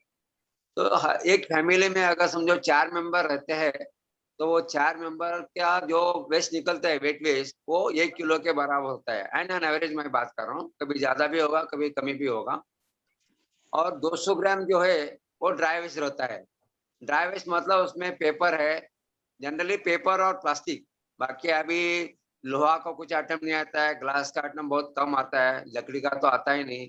तो हम पेपर और प्लास्टिक, तो ये हम अभी सिस्टम ऐसा है कि हमें, मेरे को नागपुर में मालूम नहीं कि औरंगाबाद में तो गए 3-4 साल से उन्होंने ड्राई वेस्ट, अलग वेस्ट किया, कलेक्ट करना चालू किया है म्युनिसिपल कॉर्पोरेशन ने। आई थिंक नागपुर भी बहुत अहेड है, मैंने जो सुना है नागपुर का वेस्ट मैनेजमेंट सिस्टम भी बहुत अच्छा है। तो ये जो हम ऑर्गेनिक वेस्ट जो हमारे यहाँ जनरेट होता है, तो हम क्या करते हैं, म्युनिसिपल कॉर्पोरेशन की जब घंटा गाड़ी आती है तो उसको दे देते हैं, तो वो आगे प्रोसेस करके उसका कंपोस्ट बनाते हैं। लेकिन ये औरंगाबाद में पहले नहीं होता था। 3-5-6 साल पहले या 4-5 साल पहले ऑर्गेनिक और नॉन ऑर्गेनिक एक ही जगह जाता था। और नारेगा बोल के इधर डंपिंग यार्ड है, उसमें 40 एकड़ में वो गए 30-40 साल से डालते थे। लेकिन 3 साल पहले जब नगर ये अपना जहाँ डंपिंग ग्राउंड था नरेगा का, वो आजू बाजू में रहने वाले लोगों ने बहुत एजिटेशन किया फिर वो केस सुप्रीम कोर्ट तक चला, फिर उन्होंने वो 4 जोन बनाए हैं, उसमें अभी वेस्ट प्रोसेसिंग होता है। लेकिन मेरा ये मानना है कि जब ये वेस्ट हम अगर घर में ही यूज करके उसका अगर साइंटिफिक वे और सिंपल वे से अगर हम कंपोस्ट बनाते और वो कंपोस्ट से अगर हमारी इच्छा है तो हम उसको कुछ फ्लावर प्लांट लगा सकते हैं, जहाँ जगह है वहाँ बालकनी में या टेरेस के ऊपर या नीचे बैकयार्ड में, फ्रंट यार्ड में। और अगर आपको थोड़ा सा टाइम है तो आप कम से कम 3-4 सब्जियां भी उगा सकते हैं घर में। तो मैंने कंपोस्टिंग का प्रोजेक्ट चालू किया 2001 में, और फ्लावर का प्रोजेक्ट चालू किया 2006 में, और वेजिटेबल ऑर्गेनिक वेजिटेबल का प्रोजेक्ट चालू किया घर में 2015 में। और सोशली भी ये बहुत लोग कर रहे हैं औरंगाबाद में, क्योंकि जो कंपोस्ट बनाते हैं उनके लिए आगे फॉरवर्ड इंटीग्रेशन प्रोजेक्ट जो बोलते हैं हम, उसका यूज हम घर में कर सकते हैं। और मैंने क्या किया है, अभी मैं फोटो में भी बताऊंगा आपको, सिंपल वे से करना है। आपके टेरेस के ऊपर आप कर सकते हैं, या आपका जगह है नीचे तो जगह कर सकते हैं, फ्लैट में रहने वाले लोग भी कर सकते हैं, इंडिपेंडेंट बंगलों में रहने वाले भी लोग कर सकते हैं, उसके लिए कंसर्न कुछ नहीं है। उसके लिए करना क्या है, पहले से हमारे घर में 2 बीन छोटे छोटे, 1-2 लीटर के पेडल ऑपरेटर बीन जो बोलते हैं, पैर दबाने के बाद उसका ढक्कन ऊपर होता है तो इजी जाता है आपको। तो 2 बीन रखना चाहिए, उसमें एक ड्राई वेस्ट, उसमें क्या आएगा, सब्जी का वेस्ट आएगा, फलों का वेस्ट आएगा, खराब हो गई है सब्जी अगर है, खराब हुई है फल अगर है वो उसमें आएगा। और आपके घर में कुछ लेफ्ट आउट फूड रहता है, समझो थोड़ा सा चावल बच गया या थोड़ी सी दाल बच गई, वो भी हम इसमें यूज कर सकते हैं, क्योंकि अन्न को हम परब्रह्म बोलते हैं, तो वो वेस्ट में जाना नहीं चाहिए, वो भी इसमें हम डाल सकते हैं। तो ये हो गया ये घर का ड्राई वेस्ट और किचन वेस्ट अलग। ड्राई वेस्ट में जो भी पेपर है, जैसे रैपर आता है, बिस्किट का रैपर आता है, सर्फ का रैपर आता है, साबुन का रैपर आता है, चाय पत्ती का रैपर आता है, जो भी है रैपर या बॉक्स हो या प्लास्टिक की जो भी बैग है, वो हम अलग से बिन में रखते हैं, उसको ड्राई वेस्ट बिन बोलते हैं। और तीसरा जो वेस्ट है, जैसा अभी नीडल है घर में कोई यूज करते हैं, स्क्रीन अगर यूज करते हैं, या डायपर्स यूज करते हैं, सैनिटरी नैपकिन यूज करते हैं, उसके लिए अलग रखना चाहिए। वो एक आप कैरी बैग में रख के, वो ड्राई वेस्ट की है, लेकिन उसके लिए वो हजार्डस वेस्ट या बायो वेस्ट बोला जाता है उसको। तो ये 3 कैटेगरी में हम वेस्ट का सेग्रीगेशन अगर अलग अलग करते हैं तो बहुत ईजी हो जाता है। अभी मैंने क्या किया कि मेरे घर के सामने मेरा इंडिपेंडेंट हाउस है सिडको में, तो मेरे घर के सामने जो जगह है रोड और मेरे कंपाउंड वॉल के बीच में, वहां मैंने गार्डन लगाई है बाहर, ऐसा बाड़ वगैरह। तो ये 2001 में मैंने क्या किया, मेरे गार्डन बाहर के गार्डन में एक 4-5 इंच का थोड़ा सा खड्डा बना के, उसमें मेरा जो भी वेट वेस्ट निकलता था वो मैं उसमें डाल के उसके ऊपर एक मिट्टी का लेयर देता था। कम से कम 4 फुट जगह में 4 खड्डे अगर बनाए तो वो पूरा मेरा महीने का वेस्ट मैनेज होता था। जैसा भी मेरा 4th फीट निकला वो फिल होता था, तो मैं फर्स्ट फील में से एक कट निकल के वो मेरे पौधे के लिए डालता था। तो ये हो गया। आपके घर में अगर जगह है तो आप ये ऐसे मेथड से भी कर सकते हैं, जस्ट उसको 4 फीट लंबा और 1 फीट चौड़ा, इतनी ही जगह लगती है पूरा हमारे फैमिली का वेस्ट मैनेज करने के लिए, वेट वेस्ट मैनेज करने के लिए। जब 2012 में हमने जब ये सोशल प्रोग्राम बोल के लॉन्च किया, तब मेरे यहाँ बहुत सारे महिला मंडल, दैन एनजीओ के लोग, कुछ इंडिविजुअल्स आने लगे और देखने लगे। तो मैं ये बताता था कि ऐसा करना है, तो लोगों ने बताया कि हम फ्लैट में रहते हैं या बंगलों में रहते हैं, लेकिन हमारे यहाँ ऐसा पूरा हमने फर्शी की है, ऐसा जगह नहीं है। तो मैंने उनको दूसरा एक मेथड डेवलप करके दे दिया, उसको बिन मेथड बोलते हैं। आपके पास जैसे भी ये है, जैसा समझो आपके फैमिली मेंबर्स है, जनरली फैमिली मेंबर के में क्या है, आजकल न्यूक्लियर फैमिली रहने से कम से कम 4 मेंबर और ज्यादा से ज्यादा समझो हम 8 या 10 मेंबर अगर जॉइंट फैमिली भी है, 2 भैया ये क्या जॉइंट फैमिली अगर है तो 8 से 10 मेंबर, तो 4 से लेके 10 मेंबर तक एन एवरेज रहते हैं। तो उनके लिए मैं ऐसा सुझाव दिया कि आप 25-25 लीटर के 4 बिन ले लो प्लास्टिक के, जो 150 रुपए में मिलते हैं, 150 रुपए इन्वेस्टमेंट होती है उसकी। और उसको आप होल करो, नीचे होल करो, साइड में होल करो, सिर्फ ढक्कन को होल नहीं करना है उसमें। तो अगर आप 4 बिन ले लिए, 1 बिन सिर्फ आपको सॉइल के लिए रखना है और 3 बिन कंपोस्टिंग के लिए रखना है। ये ढक्कन जरूरी है, क्योंकि उसके ऊपर बारिश का पानी नहीं जाना चाहिए। तो सिंपल मेथड है, नीचे आपको 1 से 2 इंच, इसके लिए क्या लगने वाला है आपको, आपका kitchen waste soil, first time लगेगा सॉइल, बाद में जो कंपोस्ट तैयार होगा वही आप यूज कर सकते हैं। समझो अगर आपके पास 25 केजी सॉइल अगर लाके रखते हैं आप सॉइल पोटा सॉइल लाओ या ब्लैक सॉइल लाओ, कौन सा भी चलता है, उसमें ऐसा ही सॉइल चाहिए, ऐसा नहीं, जो अवेलेबल है उससे ही। लेकिन वो सॉइल में सैंड नहीं होना चाहिए, कंकर नहीं होना चाहिए। जैसा हम फ्लावरिंग के लिए, फ्लावर पॉट के जो सॉइल यूज करते हैं वैसी सॉइल चाहिए, वो भी 25 केजी फर्स्ट टाइम। अगर आप फिर इसमें क्या करना, मेथड उसकी ऐसी है कि जो भी आपका किचन में से आप सेग्रेगेटेड फॉर्म में रखते हैं, वो आपको वो बिन में पहले सॉइल का लेयर बनाना चाहिए, 2 इंच सॉइल का लेयर बनाना चाहिए। उसके बाद आपका जो भी किचन वेस्ट निकलता है वो डालना चाहिए। उसको एक स्टिक से थोड़ा यूनिफॉर्म करना चाहिए, क्योंकि जब आप डालेंगे तो वो लम्प जैसा हो जाएगा, और सिर्फ उसको एक लेयर मट्टी से ढक देना चाहिए। अगर आपको आपके शहर में अगर बायोकल्चर अगर अवेलेबल है, बायोकल्चर 2 फॉर्म में रहता है, एक लिक्विड फॉर्म में रहता है और एक पाउडर फॉर्म में रहता है। जो भी आपके पास अवेलेबल है वो अगर डालते हैं तो बनाना जो कंपोस्ट बनता है वो बायो एक्टिव कंपोस्ट होता है। अगर आपके पास वो कल्चर नहीं है या कल्चर नहीं रहने से आपका कंपोस्ट नहीं बनेगा, ऐसा नहीं होता है। उसमें कंपोस्ट बनता है, लेकिन उसमें थोड़ा टाइम लगता है। अगर आप बायोकल्चर का यूज करेंगे पाउडर फॉर्म में या लिक्विड फॉर्म में, तो आपका कंपोस्ट 40 दिन में बनेगा। अगर आप नहीं यूज करें तो उसके लिए 10-15 दिन और ज्यादा टाइम लगेगा, लेकिन कुछ प्रॉब्लम नहीं है, कंपोस्ट तैयार होगा। विदाउट बायोकल्चर भी कंपोस्ट तैयार होता है। तो ऐसे आपको लेयर बनाना है। जिस दिन पहले दिन आपने डाल दिया, उसके ऊपर एक सॉइल का लेयर डाल दिया। दूसरे दिन आपने वेस्ट डाला, उसके ऊपर एक सॉइल का वेस्ट डाल दिया। तो ये कम से कम 15 दिन चलेगी। ये एक बीन जो है ना वो 15 दिन चलेगी। मैं फैमिली मेंबर का जो साइज का बात कर रहा हूँ, वो 4 मेंबर से लेके 10 मेंबर फैमिली के लिए। अगर आपके पास 4 ही मेंबर है, 4 से कम है, 2 ही है, तो बीन 25 दिन चलेगी, ऐसा है। लेकिन आपको 3 बीन रखना चाहिए, 25-25 लीटर के 3 बीन। तो ये 15 दिन के बाद जब पहली बीन भरेगी तो आपको दूसरा बीन चालू करना है। प्रोसीजर सेम है, नीचे सॉइल का लेयर, बाद में आपका वेस्ट का लेयर, वो वेस्ट का लेयर आपको सॉइल से कवर करना है, और बीन जब तक बीन भरेगी तब तक वो यूज करना है। जब आपके दूसरी बीन भरेगी तब तीसरा बीन यूज करना है। मट्टी तो आपके चौथे बीन में ऑलरेडी सॉइल रखा हुआ है, वही सॉइल यूज करना है। जब आपकी तीसरी बीन भरेगी तो पहली बीन को कम से कम 30-35 दिन हो जाएंगे, और 30-35 दिन जब हो जाते हैं तो उसका वो बीन में वो कंपोस्ट बनता है। तो वो कंपोस्ट निकाल के आप उसको एक 2-3 दिन छांव में रखते हैं, आपके फ्लावर पॉट के लिए या वेजिटेबल गार्डन के लिए आप यूज कर सकते हैं। दैटली टोटली जो मैच्योर्ड कंपोस्ट बोल सकते हैं आप। यही कंपोस्ट अगर हम नॉर्मल वे से बनाने के लिए जाते हैं, जहां हम सॉइल का यूज नहीं कर रहे, तो कंपोस्ट बनता नहीं। क्योंकि उसमें जब ये हमारा जो भी वेस्ट है, किचन वेस्ट, जब वो हवा के संपर्क में आता है तो उसमें मीथेन गैस जनरेट होती है, उसको हम बैड स्मेल बोलते हैं, उसका वास आता है। इसलिए कभी भी वेट वेस्ट को कवर कर देना चाहिए।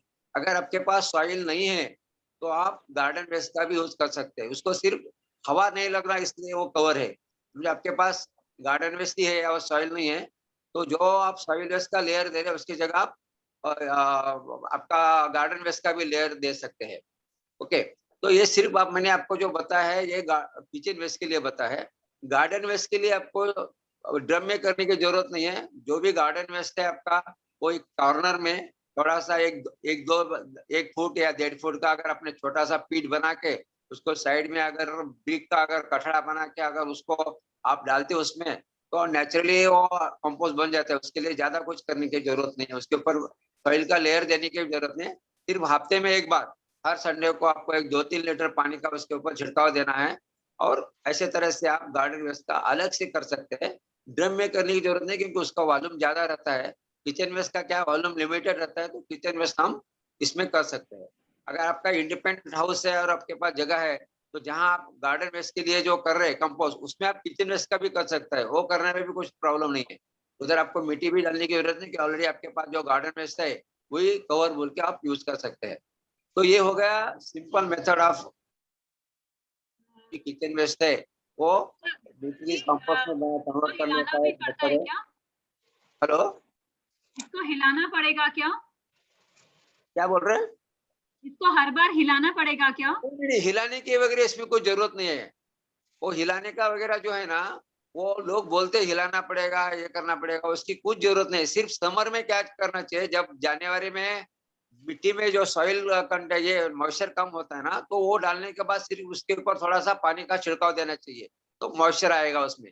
बाकी आपको समर विंटर में कुछ करने की जरूरत नहीं है। समर में सिर्फ पानी का छिड़काव देना है। और वैसा तो बारिश में तो मट्टी में मॉइस्चर रहता ही है, तो जब उसको कुछ करने की जरूरत नहीं। लेकिन आप अगर बायोकल्चर अगर यूज कर रहे हैं तो उसके दो फायदे हैं। एक तो आपका होने वाला पीरियड जो है, कंपोस्टिंग का जो पीरियड है वो 10-15 दिन से कम होगा। और जो कंपोस्ट बनेगा उसमें कार्बन का जो सॉइल ऑर्गेनिक कार्बन बोलते हैं उसका कंटेंट ज्यादा होगा, माइक्रोब ज्यादा होंगे, जो न्यूट्री रिच और बायोएक्टिव कंपोस्ट बनेगा।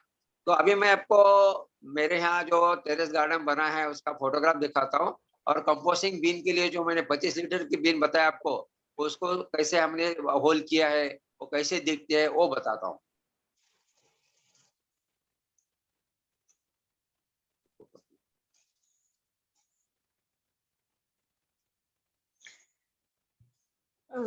भूमकर जी, अपना जो ड्राई वेस्ट है यानी जो कचरे का प्लास्टिक और ये जो है, इसकी हाँ। भी एक ईट बनाने वाले हैं जो कि हम बांधकाम के लिए यूज कर सकते हैं। तो वो आपको बताएंगे अभी। वो भी हमारा वो प्रोजेक्ट अभी ऑन द वे है, होने के बाद हम बताएंगे आपको। अभी अभी ये मेरा टेरेस के ऊपर आज ही फोटो लिया है इसका। ये फर्स्ट रो में जो है वो फ्लावर है, 5 ये लगा है। ये लगा के सिर्फ अभी 3 हफ्ते हो गए हैं। दूसरे रो में जो दिखाई दे रहा है आपको, ये पत्ता गोभी है। यहाँ टमाटो, अभी टमाटो का हार्वेस्टिंग शुरू होके 1 हफ्ता हो गया, ये तो 3 हफ्ते में आता है। बैगन का भी हार्वेस्टिंग शुरू हो गया है। और ये ग्रीन वेजिटेबल, इसके नीचे इसके अंदर थोड़ा मैंने ये भी लगा है अपना भिंडी वगैरह। ये सब जो है वो टेरेस के ऊपर है। और वो डायरेक्टली ये जो बेड है ना वो अबव सरफेस है। ये 4 नवंबर को मैंने पालक लगाया था, और अभी तक चल रहा है पालक। हर हफ्ते में 2-3 बार हम पालक यूज करते हैं सब्जी के लिए। और ये पूरा ये बेड सिर्फ मैं ग्रीन वेजिटेबल के लिए लीफी वेजिटेबल के लिए रखा है। तो ये आपको पूरा फोटोग्राफ दिखाई देगा। ये मेरा जो बेड दिखाई दे रहा है सामने, वो 12 फीट लंबा है, 2.5 फीट चौड़ा है, और नीचे से 6-8 इंच ऊपर है वो बेड से, आपको दिखाई देता होगा उसमें। ये डायरेक्ट स्लैब के ऊपर नहीं है। इसका फायदा ये है, उसके नीचे मैंने क्या किया है, मेरे पास प्लाईवुड के जो डोर थे वो डोर डाल के नीचे वो प्लेटफॉर्म जैसा बना है। साइड में वुडन के फ्लैंक्स है, वुडन के जो फली लगाए है, और विड्थ के बाजू में उसको ब्रिक्स लगाया हुआ है। तो ये सिंपल वे जो हमारे पास अवेलेबल है वही मटेरियल में हम ऐसा बेड बनाते हैं। आपको बाजू में जो बेड दिखाई दे रहा है वो कंपोस्टिंग बेड है। ये आपको बनाना जरूरी नहीं है, लेकिन मेरे यहाँ एक जो हम एग्रीकल्चर में जो प्रोजेक्ट करते हैं उसके लिए वो डेमो बनाने के लिए मैंने किया है। जो एग्रीकल्चरल वेस्ट है वो एग्रीकल्चर वेस्ट का वो जनरली जलाते हैं। जलाने से एक तो पोल्यूशन होता है, उसका कुछ यूज नहीं होता है, सॉइल पोल्यूशन होता है। इसलिए हमने ये प्रोजेक्ट चालू किया है एग्रीकल्चर वेस्ट को कंपोस्ट में कन्वर्ट करने के लिए। ये डेमो है। तो ये मैंने क्या किया है, नीचे वो प्लास्टिक का ये सीट है, बाजू में मेरे घर में कुछ टाइल्स निकाले हुए थे उसको लगाया है साइड को। और मेरा जो भी अभी गार्डन का जो ये निकलता है गार्डन का वेस्ट, कटिंग्स रहता है उसमें, थोड़ा बहुत ग्रास रहता है, ये डालने के बाद उसके ऊपर मैं एक बायोकल्चर का स्प्रे करता हूँ हर 8 दिन में। और पानी का थोड़ा छिड़काव करता हूँ। उससे क्या होता है 20-25 दिन में वो कंपोस्टिंग शुरू होता है उसका। ये जो बेड, इसमें अभी 7 वेजिटेबल लगे हुए हैं। मैंने जो बताया आपको, ये 12 फीट लंबा है, 4 फीट चौड़ा है। इसके नीचे जो आपने अभी जो टाइल्स देखा ना, वो ग्रेनाइट के टाइल्स, वो टाइल्स है। वो ऐसे 6 टाइल्स है अलोंग द लेंथ, वो 12 फीट हो जाता है। और अलोंग द विड्थ जो है ना वो 4 है, तो 4x12 का ये बेड है। इसके ये पूरा नेचुरल है, इसमें कुछ भी आर्टिफिशियल ये नहीं है। जनरली प्लास्टिक का यूज नहीं करना चाहिए, इसलिए मैंने एक ऐसा आइडियल वेयर बना है कि जिसमें प्लास्टिक कुछ भी नहीं है। ये टोटली नीचे ग्रेनाइट है, साइड में वुडन के फली है, और दोनों साइड में ब्रिक्स लगाए हुए। और ये 9 इंच डेप्थ है। पहला जो बेड देखा वो 7 इंच डेप्थ का है। तो आपको ज्यादा डेप्थ बनाने की जरूरत नहीं है। 6 से 7 इंच अगर डेप्थ है तो उसमें हम पूरा तरकारी ले सकते हैं, पूरा वेजिटेबल ले सकते हैं। एक्सेप्ट हम गाजर नहीं सकते, मूला नहीं ले सकते उसमें, क्योंकि उसके लिए डेप्थ ज्यादा लगती है, तो उसके लिए हम दूसरा बेड बना सकते हैं। तो ऑर्गेनिक गार्डनिंग में क्या है कि आप प्लास्टिक का यूज मत कीजिए। बहुत सारे लोग मैं देखा कि प्लास्टिक की कुंडी लगाते हैं, उसका पर्पज यही मतलब है कि वो प्लास्टिक जो भी यूज करते हैं वो वर्जिन प्लास्टिक नहीं रखता है, और वर्जिन प्लास्टिक होने के बावजूद भी उसमें से जो भी केमिकल्स है वो बनता है। प्लास्टिक में तो क्या केमिकल्स ही है, वो प्लास्टिक का लीचिंग होकर वो सॉइल में आता है, और सॉइल से फिर आगे हमारे ईटिंग एरिया, जैसा हम फ्लावर ये ले रहे, फ्रूट्स ले रहे या वेजिटेबल्स ले रहे, इसलिए मैंने ये पूरा नेचुरल बेड बनाने के लिए मैं रिकमेंड करता हूँ। मेरे यहाँ जो भी लोग आके देखते हैं, तो एक डॉक्टर मेरे पास आए थे 12-15 जनवरी को, तो उन्होंने तो ये 3-4 दिन में उन्होंने घर में ऐसा बेड बनाया, 2 बेड बनाया, और अभी वो सब्जी भी वो उगाना चालू किया है। तो आपको अगर सब्जी लगाने का तो सिंपल है, अगर आपके पास अगर बेड नहीं है, जैसा मैडम ने बताया कि धनिया लगाने का या आपको कुछ हमें पुदीना लगाने का है, तो आपके पास अगर बेड है करना है तो बेड में आप लगा सकते हैं, उसको कुछ करने का नहीं, ज्यादा जगह नहीं लगती। अगर धनिया लगाने का है तो 2 फीट लंबा और 1 फीट चौड़ा, इतनी जगह में आप 1 महीने का धनिया का ये कर सकते हैं। वैसा ही मेथी लगा सकते हैं। तो जो भी आप प्रिपेयर कर रहे हैं सॉइल, उसमें थोड़ा कंपोस्ट डालना जरूरी है, क्योंकि जस्ट सॉइल अगर आप यूज कर रहे हैं तो उतना उसका इफेक्ट जल्दी नहीं आता है। तो नॉर्मली 70% बोलते अपना 3 पार्ट सॉइल रहना चाहिए और 1 पार्ट हमारा कंपोस्ट रहना चाहिए।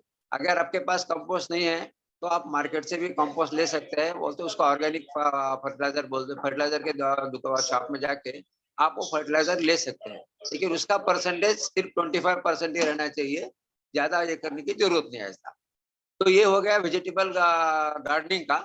अगर आपको फ्रूट्स लगाना चाहते हैं तो आप टेरेस के ऊपर फ्रूट्स भी लगा सकते हैं, लेकिन उसके लिए आपको थोड़ा बेड का हाइट ज्यादा लेना पड़ेगा, डेप्थ ज्यादा लेना, कम से कम 10-12 इंच की लेना पड़ेगी। तो आप उसमें फ्रूट्स का भी ये ले सकते हैं। और ये बेड बनाने से आपके डायरेक्ट स्लैब के ऊपर लोड नहीं डिस्ट्रीब्यूट होता है, ये डिस्ट्रीब्यूट होता है अराउंड हॉरिजॉन्टल।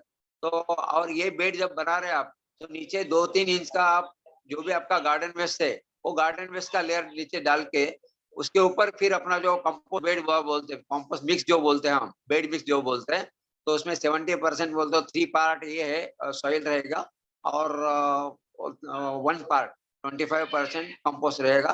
बाकी आपको उसमें कुछ भी डालने की जरूरत नहीं, कोकोपीट डालने की जरूरत नहीं, कुछ नहीं। लेकिन एटलीस्ट जो आपके फ्रूट वेजिटेबल है, जैसा ये पत्ता गोभी है, टमाटो है, एक्सेप्ट लीफ वेजिटेबल जैसा मेथी कोथिंबीर छोड़ के, उसके लिए आपको हर 15 दिन में थोड़ा कंपोस्ट डालना जरूरी है। जो आप अगर घर में बनाते तो घर का कंपोस्ट डालो 15 दिन में, या नहीं सके तो ये at least once in a month.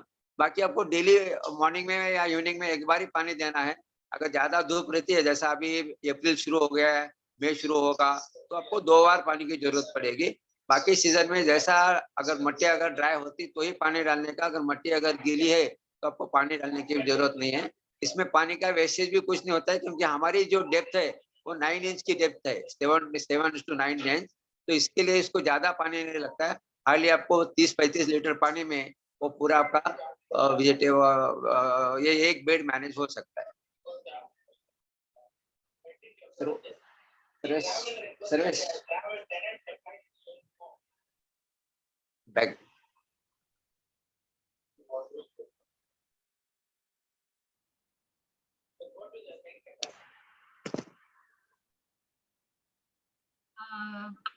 Bhumkar जी, यहाँ पर कुछ प्रश्न आए हैं।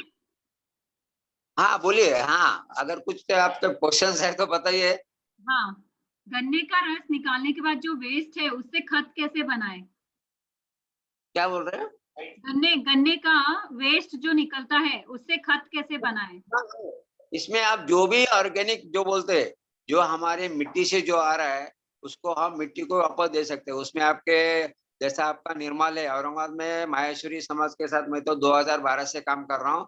उन्होंने प्रोग्राम लिया है श्रावण मास में, जितना भी बेल जो हम महादेव के लिए जो यूज करते हैं महादेव के मंदिर में, वो उन्होंने पूरा इकट्ठा करके उसका कंपोस्टिंग बनाते हैं। वो यहाँ के ज्योति प्रभा के मानधनी बोल के है, वो बहुत वो एक्टिवली काम करते हैं। पूरा औरंगाबाद में जितने भी महादेव के मंदिर में है, पूरा 1 महीने का उनका प्रोग्राम रहता है। तो घर में जो भी हमारे जो भी ऑर्गेनिक वेस्ट है, एक्सेप्ट प्लास्टिक और पेपर, उसका हम ऑर्गेनिक कंपोस्ट में यूज कर सकते हैं।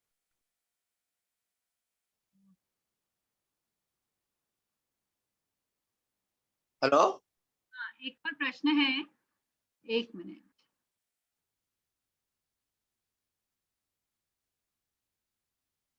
अगर एक बार कंपोस्ट तैयार हो जाता है हाँ, तो can we use vegetable seeds like capsicum, tomatoes, chillies?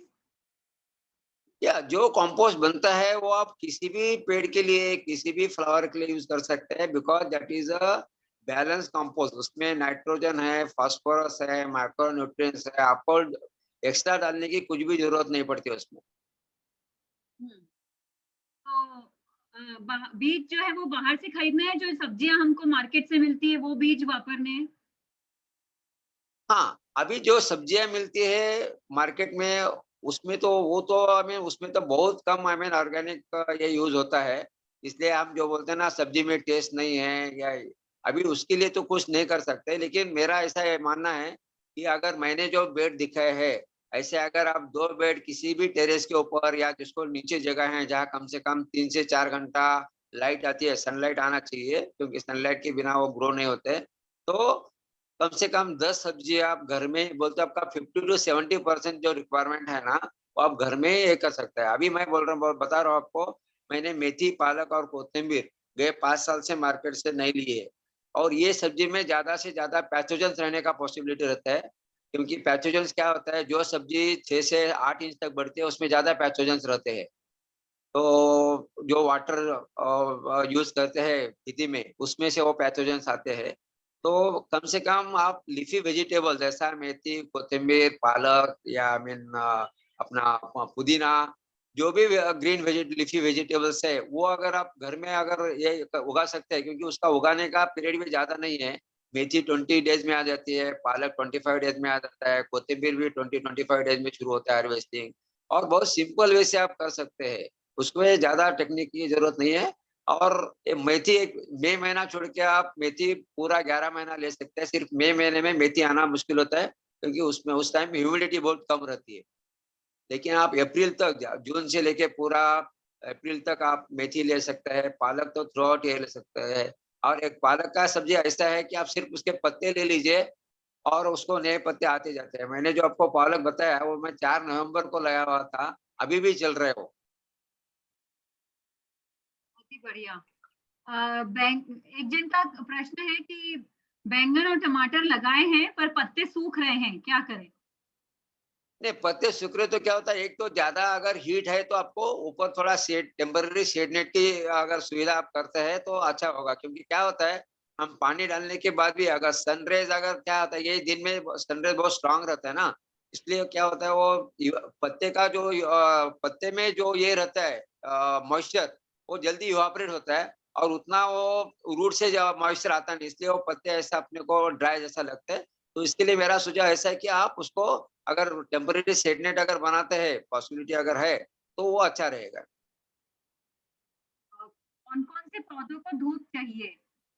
कौन-कौन से पौधों को धूप चाहिए?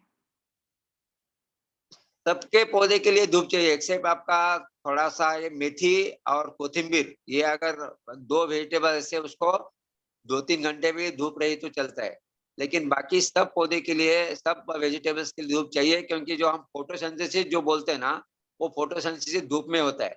अभी होता है क्या है, अप्रैल और मई में बहुत जैसी बहुत गर्मी बढ़ती है, धूप बढ़ता है, तो उसके लिए अगर शेड नेट का यूज करते हैं, 75% शेड नेट बोलते हैं उसको, बोलते उसमें क्या होता है, 25% जो अल्ट्रा वायलेट रेज है, तो उतने ही अंदर आते पेड़ को मिलते हैं, और 75% रिफ्लेक्ट होते हैं।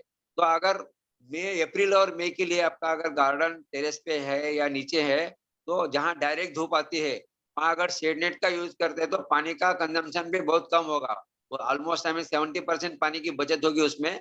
और पेड़ों को भी जितना चाहिए उतना सनलाइट मिलेगा, वो भी सिर्फ 2 महीने के लिए।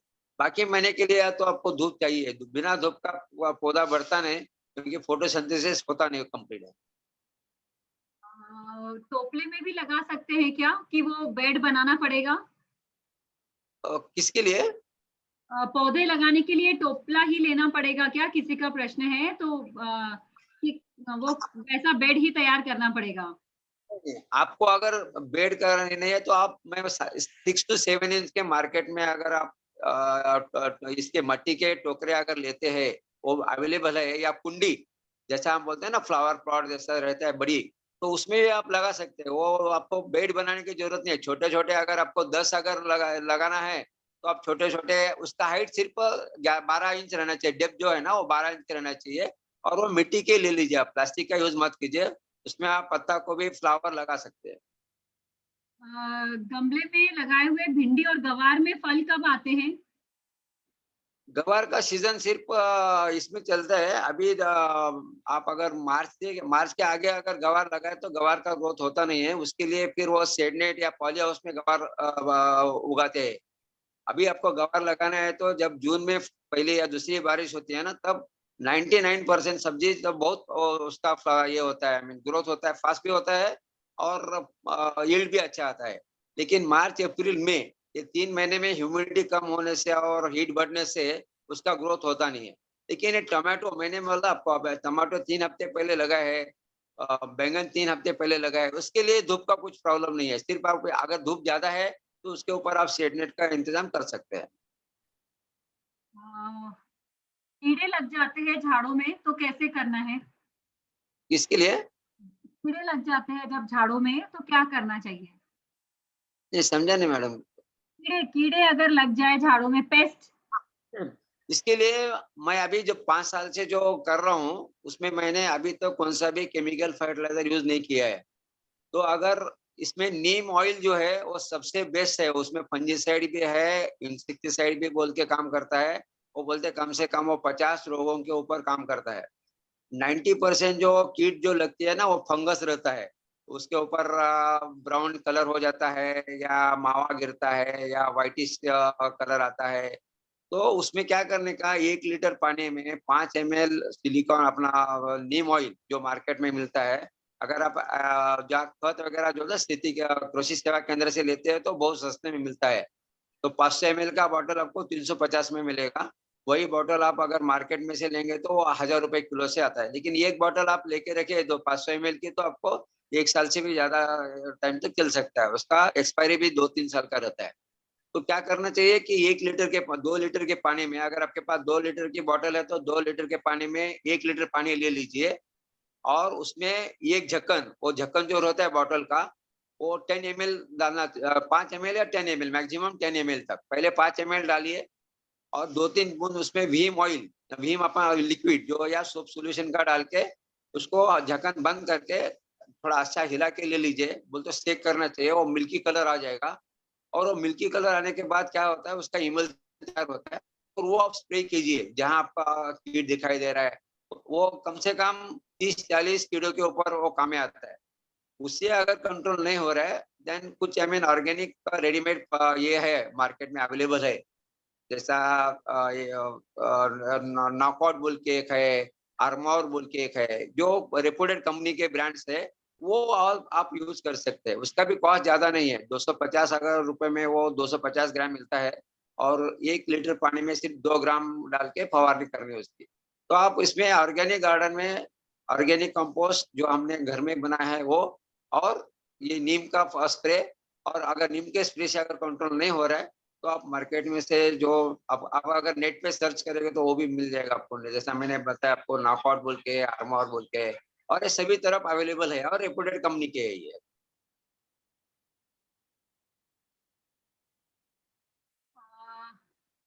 नीम ऑयल से जो है गुलाब पर भी काम करेगा क्या? गुलाब में जो कीड़े लगते हैं उस पर? गुलाब के ऊपर, यस, फ्लावर और वेजिटेबल फ्रूट इसके ऊपर काम करेगा।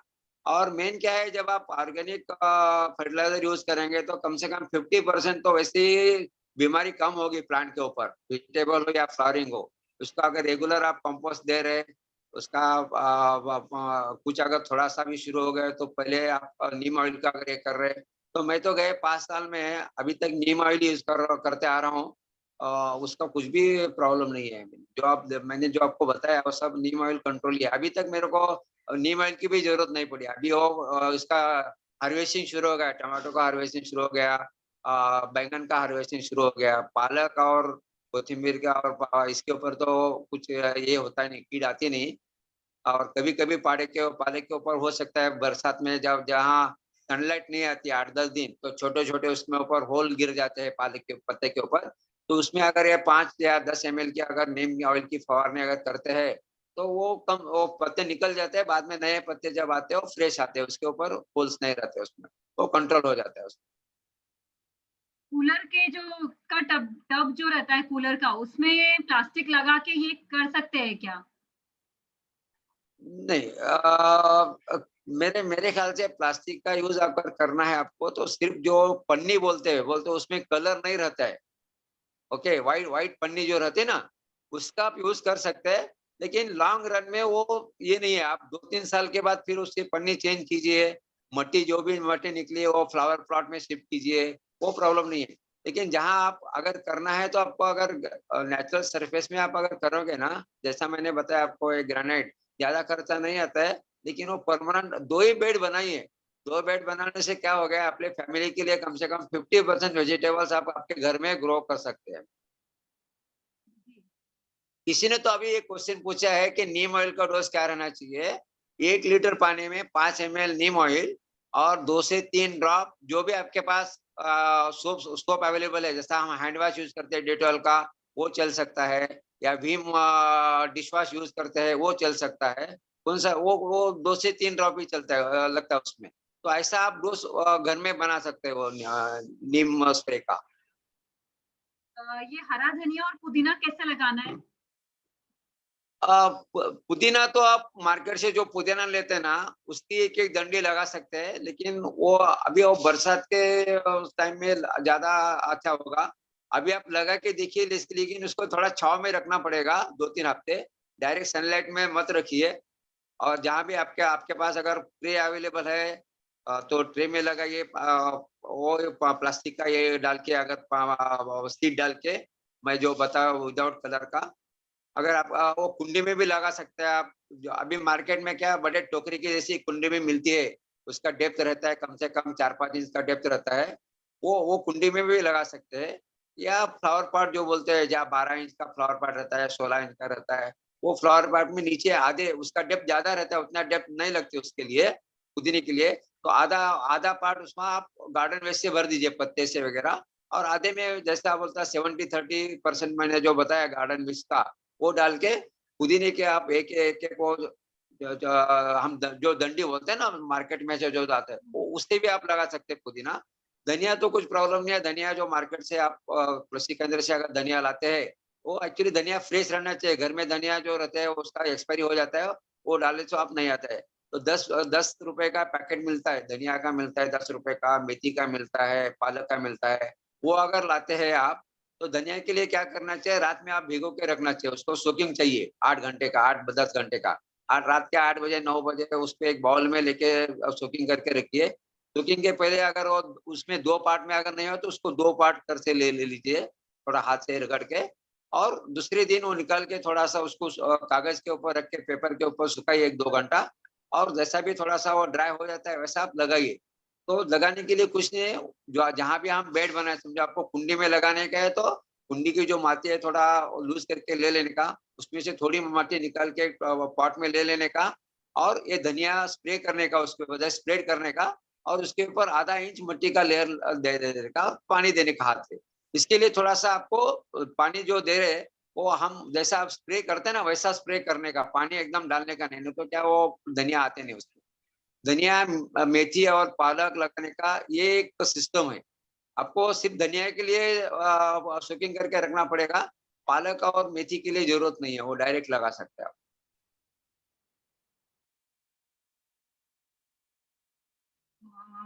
क्वेश्चन तो बहुत सारे हैं।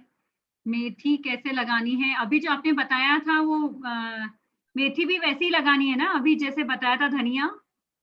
हाँ, जैसा धनिया मैंने बताया ना वैसा ही मेथी और पालक का लगाने का तरीका है। मेथी, पालक और धनिया में कुछ प्रॉब्लम नहीं है, वो सेम वे। उसके ऊपर ज्यादा मिट्टी नहीं डालने का, सिर्फ वो जितना हम सीड डाल रहे वो झक जाना चाहिए बस। और पानी डालते टाइम उसको स्प्रे करने का, पानी पोर करने का नहीं उसमें, वो स्प्रे बॉटल से स्प्रे करने का पानी, जब तक वो 1-2 इंच के आते तब तक। वो फिर एक बार वो 2-3 इंच के हो गई तो आप हाथ से भी पानी दे सकते हो, उसको प्रॉब्लम नहीं। मेथी को भिगाना नहीं है ना? मेथी मेथी को भिगाने की जरूरत नहीं है। और तुलसी के झाड़ पर नीम ऑयल वापर सकते हैं क्या कीड़ों के लिए? नीम ऑयल कौन सा? तुलसी के ऊपर में तुलसी को कीड़े लग गए तो नीम ऑयल। नहीं नहीं, नीम ऑयल का तो मैं, वो तो यूनिवर्सल, ये उसको पेस्टिसाइड बोलते हैं, यूनिवर्सल। आप उसको किसी के ऊपर भी ये कर सकते हैं। It is 100% organic. आप कौन से भी पेड़ के ऊपर नीम ऑयल अगर स्प्रे किए तो आपको कुछ प्रॉब्लम नहीं है। जो फलों के पौधे, 10 ml में अगर समझो आपकी कीट कंट्रोल नहीं हो रही, तब उसको आप परसेंटेज बढ़ा के उसका 15 ml तक कर सकते हैं आप। अगर समझो 2-3 बार, वो क्या करना चाहिए जब आप स्प्रे कर रहे हैं, आज अगर आपने स्प्रे किया तो 2 दिन का गैप देना चाहिए, और 2 दिन के गैप के बाद और एक स्प्रे करना चाहिए, वैसा ही। और वो फ्रिज बना रखने की जरूरत नहीं, जब आपको स्प्रे करना है तभी बना के लेना चाहिए। ठीक है, तो ऐसे 2-2 के या गैप के अंदर, गैप में 3 बार अगर आप 3-4 बार अगर स्प्रे करते हैं कंटिन्यूअस, तो वो ज्यादा इफेक्टिव रहेगा। एक बार स्प्रे करने से वो कंट्रोल नहीं होगा उसमें। फल के पेड़ के लिए कितना बड़ा पॉट वापरना है फलों के पेड़ के लिए? नहीं, फलों के पेड़ के लिए क्या? कितना बड़ा पॉट इस्तेमाल करें? नहीं नहीं, फलों के लिए मैं पॉट का ये नहीं यूज करूँ, सजेस्ट नहीं करूंगा। अगर आपको फल लगाना है तो जनरली आई मीन आप अगर घर में आगे या पीछे जगह है वहां लगाइए, क्योंकि फल का झाड़ तो बढ़ता है। मेरा टेरेस गार्डन का जो मेन पर्पस है वो ज्यादा से ज्यादा ये है ना, वेजिटेबल के लिए बहुत आइडियल है। अगर आपको फलों के लिए लगना है तो आपको फिर वो पॉट का साइज भी बड़ा रहेगा, फिर वो प्लास्टिक लेना पड़ेगा, प्लास्टिक में फिर पन्नी डालनी पड़ेगी। तो मेरा सजेशन ऐसा है, अगर ऊपर डालना आपको लगाना है तो आप सब्जी का ही ये कीजिए, फ्लावर्स और वेजिटेबल्स, उसमें सब वेजिटेबल्स आ जाते हैं। अगर फलों का अगर करना है तो आप नीचे अगर जगह है तो that is a more advantage, क्योंकि वो फल के झाड़ बढ़ते आगे जाके। और तुलसी और कड़ी पत्ता अच्छा ग्रो होना चाहिए, इसके लिए क्या करें? क्या ग्रो होना चाहिए? तुलसी और कड़ी पत्ता घर में प्रायः सबके लगा रहता है ना, तो वो अच्छा। हाँ, तुलसी और कड़ी पत्ता, इसके लिए हम तुलसी को तो क्या ज्यादा हम कुछ फर्टिलाइजर नहीं डालते हैं। जब भी हमारे पास कंपोस्ट रेडी होगा, जो मैंने मेथड बताया वो रेडी होने के बाद हर 1 महीने में तुलसी की मट्टी निकलना चाहिए। जो भी मट्टी है ना, थोड़ी सी 1-2 इंच की मट्टी निकल के दूसरा फ्रेश मट्टी के साथ 50% मट्टी और 50% अपना तैयार हुआ कंपोस्ट वो डालो।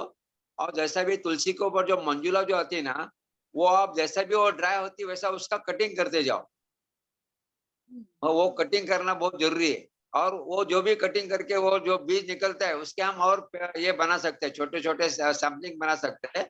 लेकिन वो रहने के बाद क्या होता है, उसको ज्यादा न्यूट्रिशियस नहीं मिलते, और तुलसी फिर ड्राई होना शुरू होता है। तो उसका कटिंग बहुत जरूरी है ड्राई होने के बाद।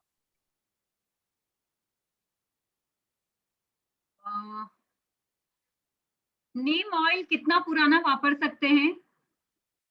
नीम ऑयल कितना पुराना वापर सकते हैं?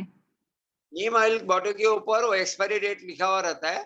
मिनिमम उसका एक्सपायरी 2 इयर्स का रहता है। तो आप जब मार्केट से ले रहे बॉटल 500 ml की बॉटल अगर ले रहे आप मार्केट से, क्योंकि वो कृषि सेवा केंद्र में अगर जाएंगे तो 250 के नीचे नहीं रहती।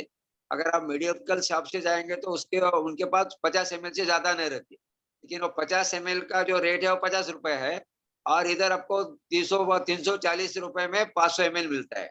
बराबर है। तो लेते टाइम में अगर आप फ्रेश बॉटल ले लिए तो 2 साल तक चलती वो। तुलसी बाहर रखना है कि अंदर रखना है? कौन सा? तुलसी। तुलसी को तो ये चाहिए, मैं धूप चाहिए। तुलसी को आप जितना धूप देंगे और उसको वंस इन अ मंथ अगर फर्टिलाइजर यूज करेंगे, और मैं जैसे बताया उसके ऊपर जो मंजुला जो आती है वो जैसा ड्राई होने के बाद अगर आप कटन करेंगे ना, वो बहुत फूलेगी मेरे से। तुलसी का एक ही कारण होता है, उसको न्यूट्रिएंट्स नहीं मिलते हैं, और हम मंजुला कट नहीं करते हैं। और मंजुला कट करके उसको अगर आपको उसका रोप बनाने का नहीं है तो आप कंपोस्ट में डाल सकते हैं ना। वो तो क्या है, मैं कंपोस्ट तो हम फिर हमारे इसमें यूज करें, वो तो वेस्ट होने वाला नहीं है। बायोकल्चर का नाम क्या है जो बनाया है आपने? या रेडी अगर बायोकल्चर लेना है और ये जो वेजिटेबल्स लगाने हैं तो कौन सा लेना चाहिए? नहीं, बायोकल्चर आप लोकल मार्केट में देखिए, अगर बायोकल्चर पाउडर फॉर्म में है या लिक्विड फॉर्म में है तो दैट इज बेटर। ओके, अगर बायोकल्चर अगर लोकल मार्केट में आपको पाउडर फॉर्म में नहीं है और लिक्विड फॉर्म में नहीं है, तो हम इधर से भी कुरियर से भेज सकते हैं, ट्रांसपोर्ट से भेज सकते हैं। लेकिन उसके लिए कम से कम 10 लीटर का अगर ऑर्डर रहा ना, तो ट्रांसपोर्टेशन कॉस्ट तो मिनिमाइज हो जाती है। ये शेल्फ लाइफ क्या है जो बायोकल्चर आप भेजेंगे, उसका शेल्फ लाइफ एक्सपायरी? उसका शेल्फ लाइफ 3 साल का है और वो पूरा वो नेचुरल सोर्सेस से बना है। नेचुरल मतलब वो जापान की कंपनी है, वो मदर कल्चर बनाती है। वो मदर कल्चर बनाने का टेक्नोलॉजी जापानीज टेक्नोलॉजी है। उसका फर्मेंटेशन करके उसमें हम एक्टिवेटर डाल के उसका प्रोडक्ट फाइनल प्रोडक्ट बनाते हैं, जिसको हम बायोकल्चर बोलते हैं। तो ये बायोकल्चर कल्चर का जो शेल्फ लाइफ है वो 3 साल का है। अच्छा, लौकी कैसे लगाना है? लौकी क्या बोल रहे हैं? लौकी कैसे लगाना है? लौकी नहीं, एक्चुअली उसका अगर आपके पास सीड अवेलेबल है तो सीड लगा सकते हैं। मेरे को एक्चुअली वो ज्यादा मैंने तो लगाया नहीं, इसलिए मेरे को ज्यादा उसमें मालूमात नहीं है। लेकिन मैं तो रेगुलर जो वेजिटेबल जो है ना, उसके बारे में तो मेरा पूरा अनुभव यह है कि 10 से 12 वेजिटेबल्स आप अपने टेरेस के ऊपर बोलो या बैकयार्ड में या फ्रंट में आपको अगर जगह है घर में, तो उगा सकते हैं। आखिरी के बस 2 क्वेश्चन। एक तो ये कि ये सब जो जानकारी है आपकी, ये कहीं आपकी कोई पुस्तक है या कोई कहीं पर डाली हुई है क्या? नहीं, कंपोस्टिंग के बारे में मेरे पास ऑलरेडी एक ये है, राइटअप बनाए हुए हैं, वो मैं आपको भेज सकता हूँ, रानी मैडम के व्हाट्सएप पे भेज देता हूँ। हाँ, लेकिन वेजिटेबल का वगैरह जो है ना, जो लोगों को जो प्रॉब्लम आता है तो इंटरेक्शन के साथ वो क्या करते हैं, अभी औरंगाबाद में कम से कम 10-12 लोग है, कुछ डॉक्टर्स है, कुछ चार्टर्ड अकाउंटेंट्स है, कुछ प्रोफेसर है, जो मेरे यहाँ आके देख के गए और वो मेरे कांटेक्ट में रहते हैं। वो सिर्फ मेरे को फोटो भेजते हैं और फोटो भेजने के बाद मैं उनको, अभी वो भी ट्रेन होना चालू हो गए। कुछ लोगों ने 2 साल पहले किया है, कुछ लोगों ने 3 साल पहले किया है, कुछ लोग अभी 3-4 महीने में किया है। तो उनको मैं क्या करता हूँ, फोन के व्हाट्सएप के पे वो मेरे को फोटो भेजते हैं, कुछ प्रॉब्लम अगर है, ऐसा-ऐसा इसके ऊपर एक कीड़ है, ऐसा ये सूख रहा है, तो उसको मैं सॉल्यूशन दे देता हूँ। लेकिन उसके लिए ऐसा किताब वगैरह कुछ नहीं है। लेकिन आप मेरे को कॉन्टैक्ट व्हाट्सएप पे अगर आपने मैसेज मेरे को बोला भेज दिए आप, ये मेरा नंबर आप दे दीजिए आपके जो भी सहयोगी है उनको, और मेरे कॉन्टैक्ट में अगर है तो हम गाइड कर सकते हैं ऑनगोइंग बेसिस पे। हाँ, मैंने डाल दिया है आपका नंबर। तो जो सही में इच्छुक है अपना किचन गार्डन या टेरेस गार्डन बनाने के लिए, फूल और सब्जियां उगाने हाँ। के लिए, तो आप मिस्टर बुमकर के साथ में कांटेक्ट में रहिए और उनसे आप अपने ये जो है गार्डनिंग जो है, ये आप इसको ऐसे एज अ शौक आप शुरू करिए। और कोरोना टाइम में अपने हमको व्यस्त रखने के लिए इससे बढ़िया उपाय कुछ हो नहीं सकता, जहाँ पे हमें एवज में इतना अच्छा हमारे पूरे फैमिली को मिल रहा है, और घर में उगी हुई सब्जियों की बात ही कुछ और है। तो हमने अपना समय को इस तरह से हम बहुत ही प्रोडक्टिवली यूज कर सकते हैं। और हमारे साथ अब इतने अच्छे जानकार जुड़े हैं, तो हमें उनका मार्गदर्शन मिलता रहेगा, तो जरूर से हम ये जो अपना छोटा सा सपना है अपना टेरेस गार्डन बनाने का, ये बिल्कुल पूरा कर सकते हैं, साकार कर सकते हैं। यहाँ पे कुछ और क्वेश्चंस आए, मैंने बुमकर सर का नंबर डाल दिया है। आप लोग डायरेक्ट उनसे जुड़ सकते हैं, डायरेक्ट उन्हें व्हाट्सएप करिए। पर मेरे फिर से रिक्वेस्ट है कि ये सब नॉलेज अभी जूम पर बैठकर सुनने के बाद आप कदम क्या उठाते हैं, ये बहुत मायने रखता है। प्रोफेसर दामले जी ने भी कहा था कि फेलियर जो है वो कुछ नहीं सिखाता है, फेलियर के बाद उठना जो रहता है ना, वही हमको कुछ सिखाता है। तो अगर आपको 1-2 बार कोई फेलियर हो भी गया, कोई पौधा नहीं लगा या कुछ भी हुआ, तो आपके पास अब तो इतने बढ़िया जानकार, जिन इतना इतना बड़ा अनुभव उनके पास में है, और उन्होंने अपने एक्सपेरिमेंट से ये सब कुछ साबित कर दिया कि कितने मिनिमम खर्चे में और ऑर्गेनिकली आप ये चीज हर जन अपने घर में उगा सकते हैं। तो एक कदम और एक कदम अखंड स्वास्थ्य की ओर मिस्टर भूमकर जी के साथ में। तो thank you so much everyone. आप लोग अपना एक्सपीरियंस जरूर शेयर करें। यहाँ पर इतने व्यस्ततम इसमें से कंसल्टेंसी करते हैं जैसे भूमकर जी, तो उसमें उन्होंने समय निकाला, यहाँ पर आए, हमको इतने अच्छे से पूरा मालूमात जानकारी दी अपने अनुभव से। तो thank you so much Bhumkar ji. मैं थैंक यू मैडम। रिक्वेस्ट करूंगी कि जरूर से उनसे जुड़े, इनका नंबर शेयर कर दिया जाएगा। और तो कुछ भी आपको डाउट है, आप मतलब एक छोटी शुरुआत तो आप करिए और उसको आप शेयर करिए। उन्होंने जो अपना अमूल्य समय यहाँ पर दिया है, उसका सबसे अच्छा उन्हें हम बोलेंगे कि उनकी गुरु दक्षिणा होगी कि हम उन्हें अपने टेरेस का या अपने गमलों का फोटो भेजे और उन्हें बताए कि जो उन्होंने हमें सिखाया है उसे हमने किस तरह से अपने जीवन में अपनाया है ना? तो आप सभी लोगों से फिर से थैंक यू सो मच भूमिका जी, थैंक यू सो मच। और मेरी एक और रिक्वेस्ट है कि अगर आप महीने में एक बार हम लोगों को अगर मार्गदर्शन, थोड़ा सा रिवीजन, थोड़ा सा मोटिवेशन अगर देते रहेंगे तो बहुत ही अच्छा होगा। नहीं, कुछ प्रॉब्लम मैडम, हफ्ते में 15 दिन में एक बार हम मिलते जाएंगे और ये प्रोजेक्ट सक्सेसफुल करेंगे। क्या बात है। तो औरंगाबाद जैसे नागपुर में भी ये बिल्कुल बहुत ही अच्छे तरह से एकदम पॉपुलर हो जाना चाहिए कि विभू में जो कार्यशाला हुई थी मिस्टर भूमकर जी की, उसमें सबने पार्टिसिपेट किया, जानकारी ली और उन्होंने बहुत सुंदर सुंदर फूलों के पौधे और बहुत अच्छी अच्छी पालक और मेथी, जैसे अभी आज डॉक्टर सीमा जी ने हमको बताया है, तो हमने बिल्कुल वो खाना है। उसी तरह से पनीर को भी फॉलो करना है और बहुत ही अच्छी तरह से हम ये सारी चीजें फॉलो करके फीडबैक जरूर देंगे इसका। Thank you so much once again everyone. जो आप अपने फीडबैक जूम चैट में भी दे सकते हैं, तो मैं भूमकर जी से के पास में ये सारे फीडबैक भेजूंगी।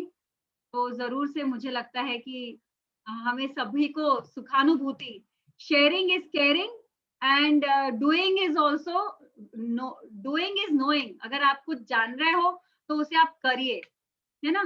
तो भूमका जी को रिक्वेस्ट है हमारे प्रोफेसर राम गावंडे जी की, जो विभू में योग एक्सपर्ट हैं और 6 महीने से अपनी सर्विसेज हमें दे रहे हैं तन मन धन से। तो राम सर की रिक्वेस्ट है कि आप जरूर से नागपुर में भी हमारे लिए विशेष मार्गदर्शन का ट्रेनिंग कैंप दीजिए। प्रत्यक्ष में भी हम आपसे मिलना चाहेंगे, तो आप नागपुर पधारिए और हमें गाइड करिए अपने डेमोन्स्ट्रेशन से। जी, थैंक यू सो मच। आप लोग अपने फीडबैक्स दे सकते हैं। मैं यहाँ पर अभी मीटिंग ऑन रख रही हूँ कुछ देर तक के। रिकॉर्डिंग हम लोग फिर से प्ले करेंगे। कृपया बार बार सबका रिक्वेस्ट आता है कि रिकॉर्डिंग भेजिए। It is not possible, it is impossible. आप देख रहे हैं कि बहुत इंडिविजुअली अटेंड करना मुश्किल है। फिर से हम लोग विभू ग्रुप में आप ज्वाइन रहिए, उसमें फिर से आपका ये सब जो है वो प्ले करते रहेंगे, है ना? और एक और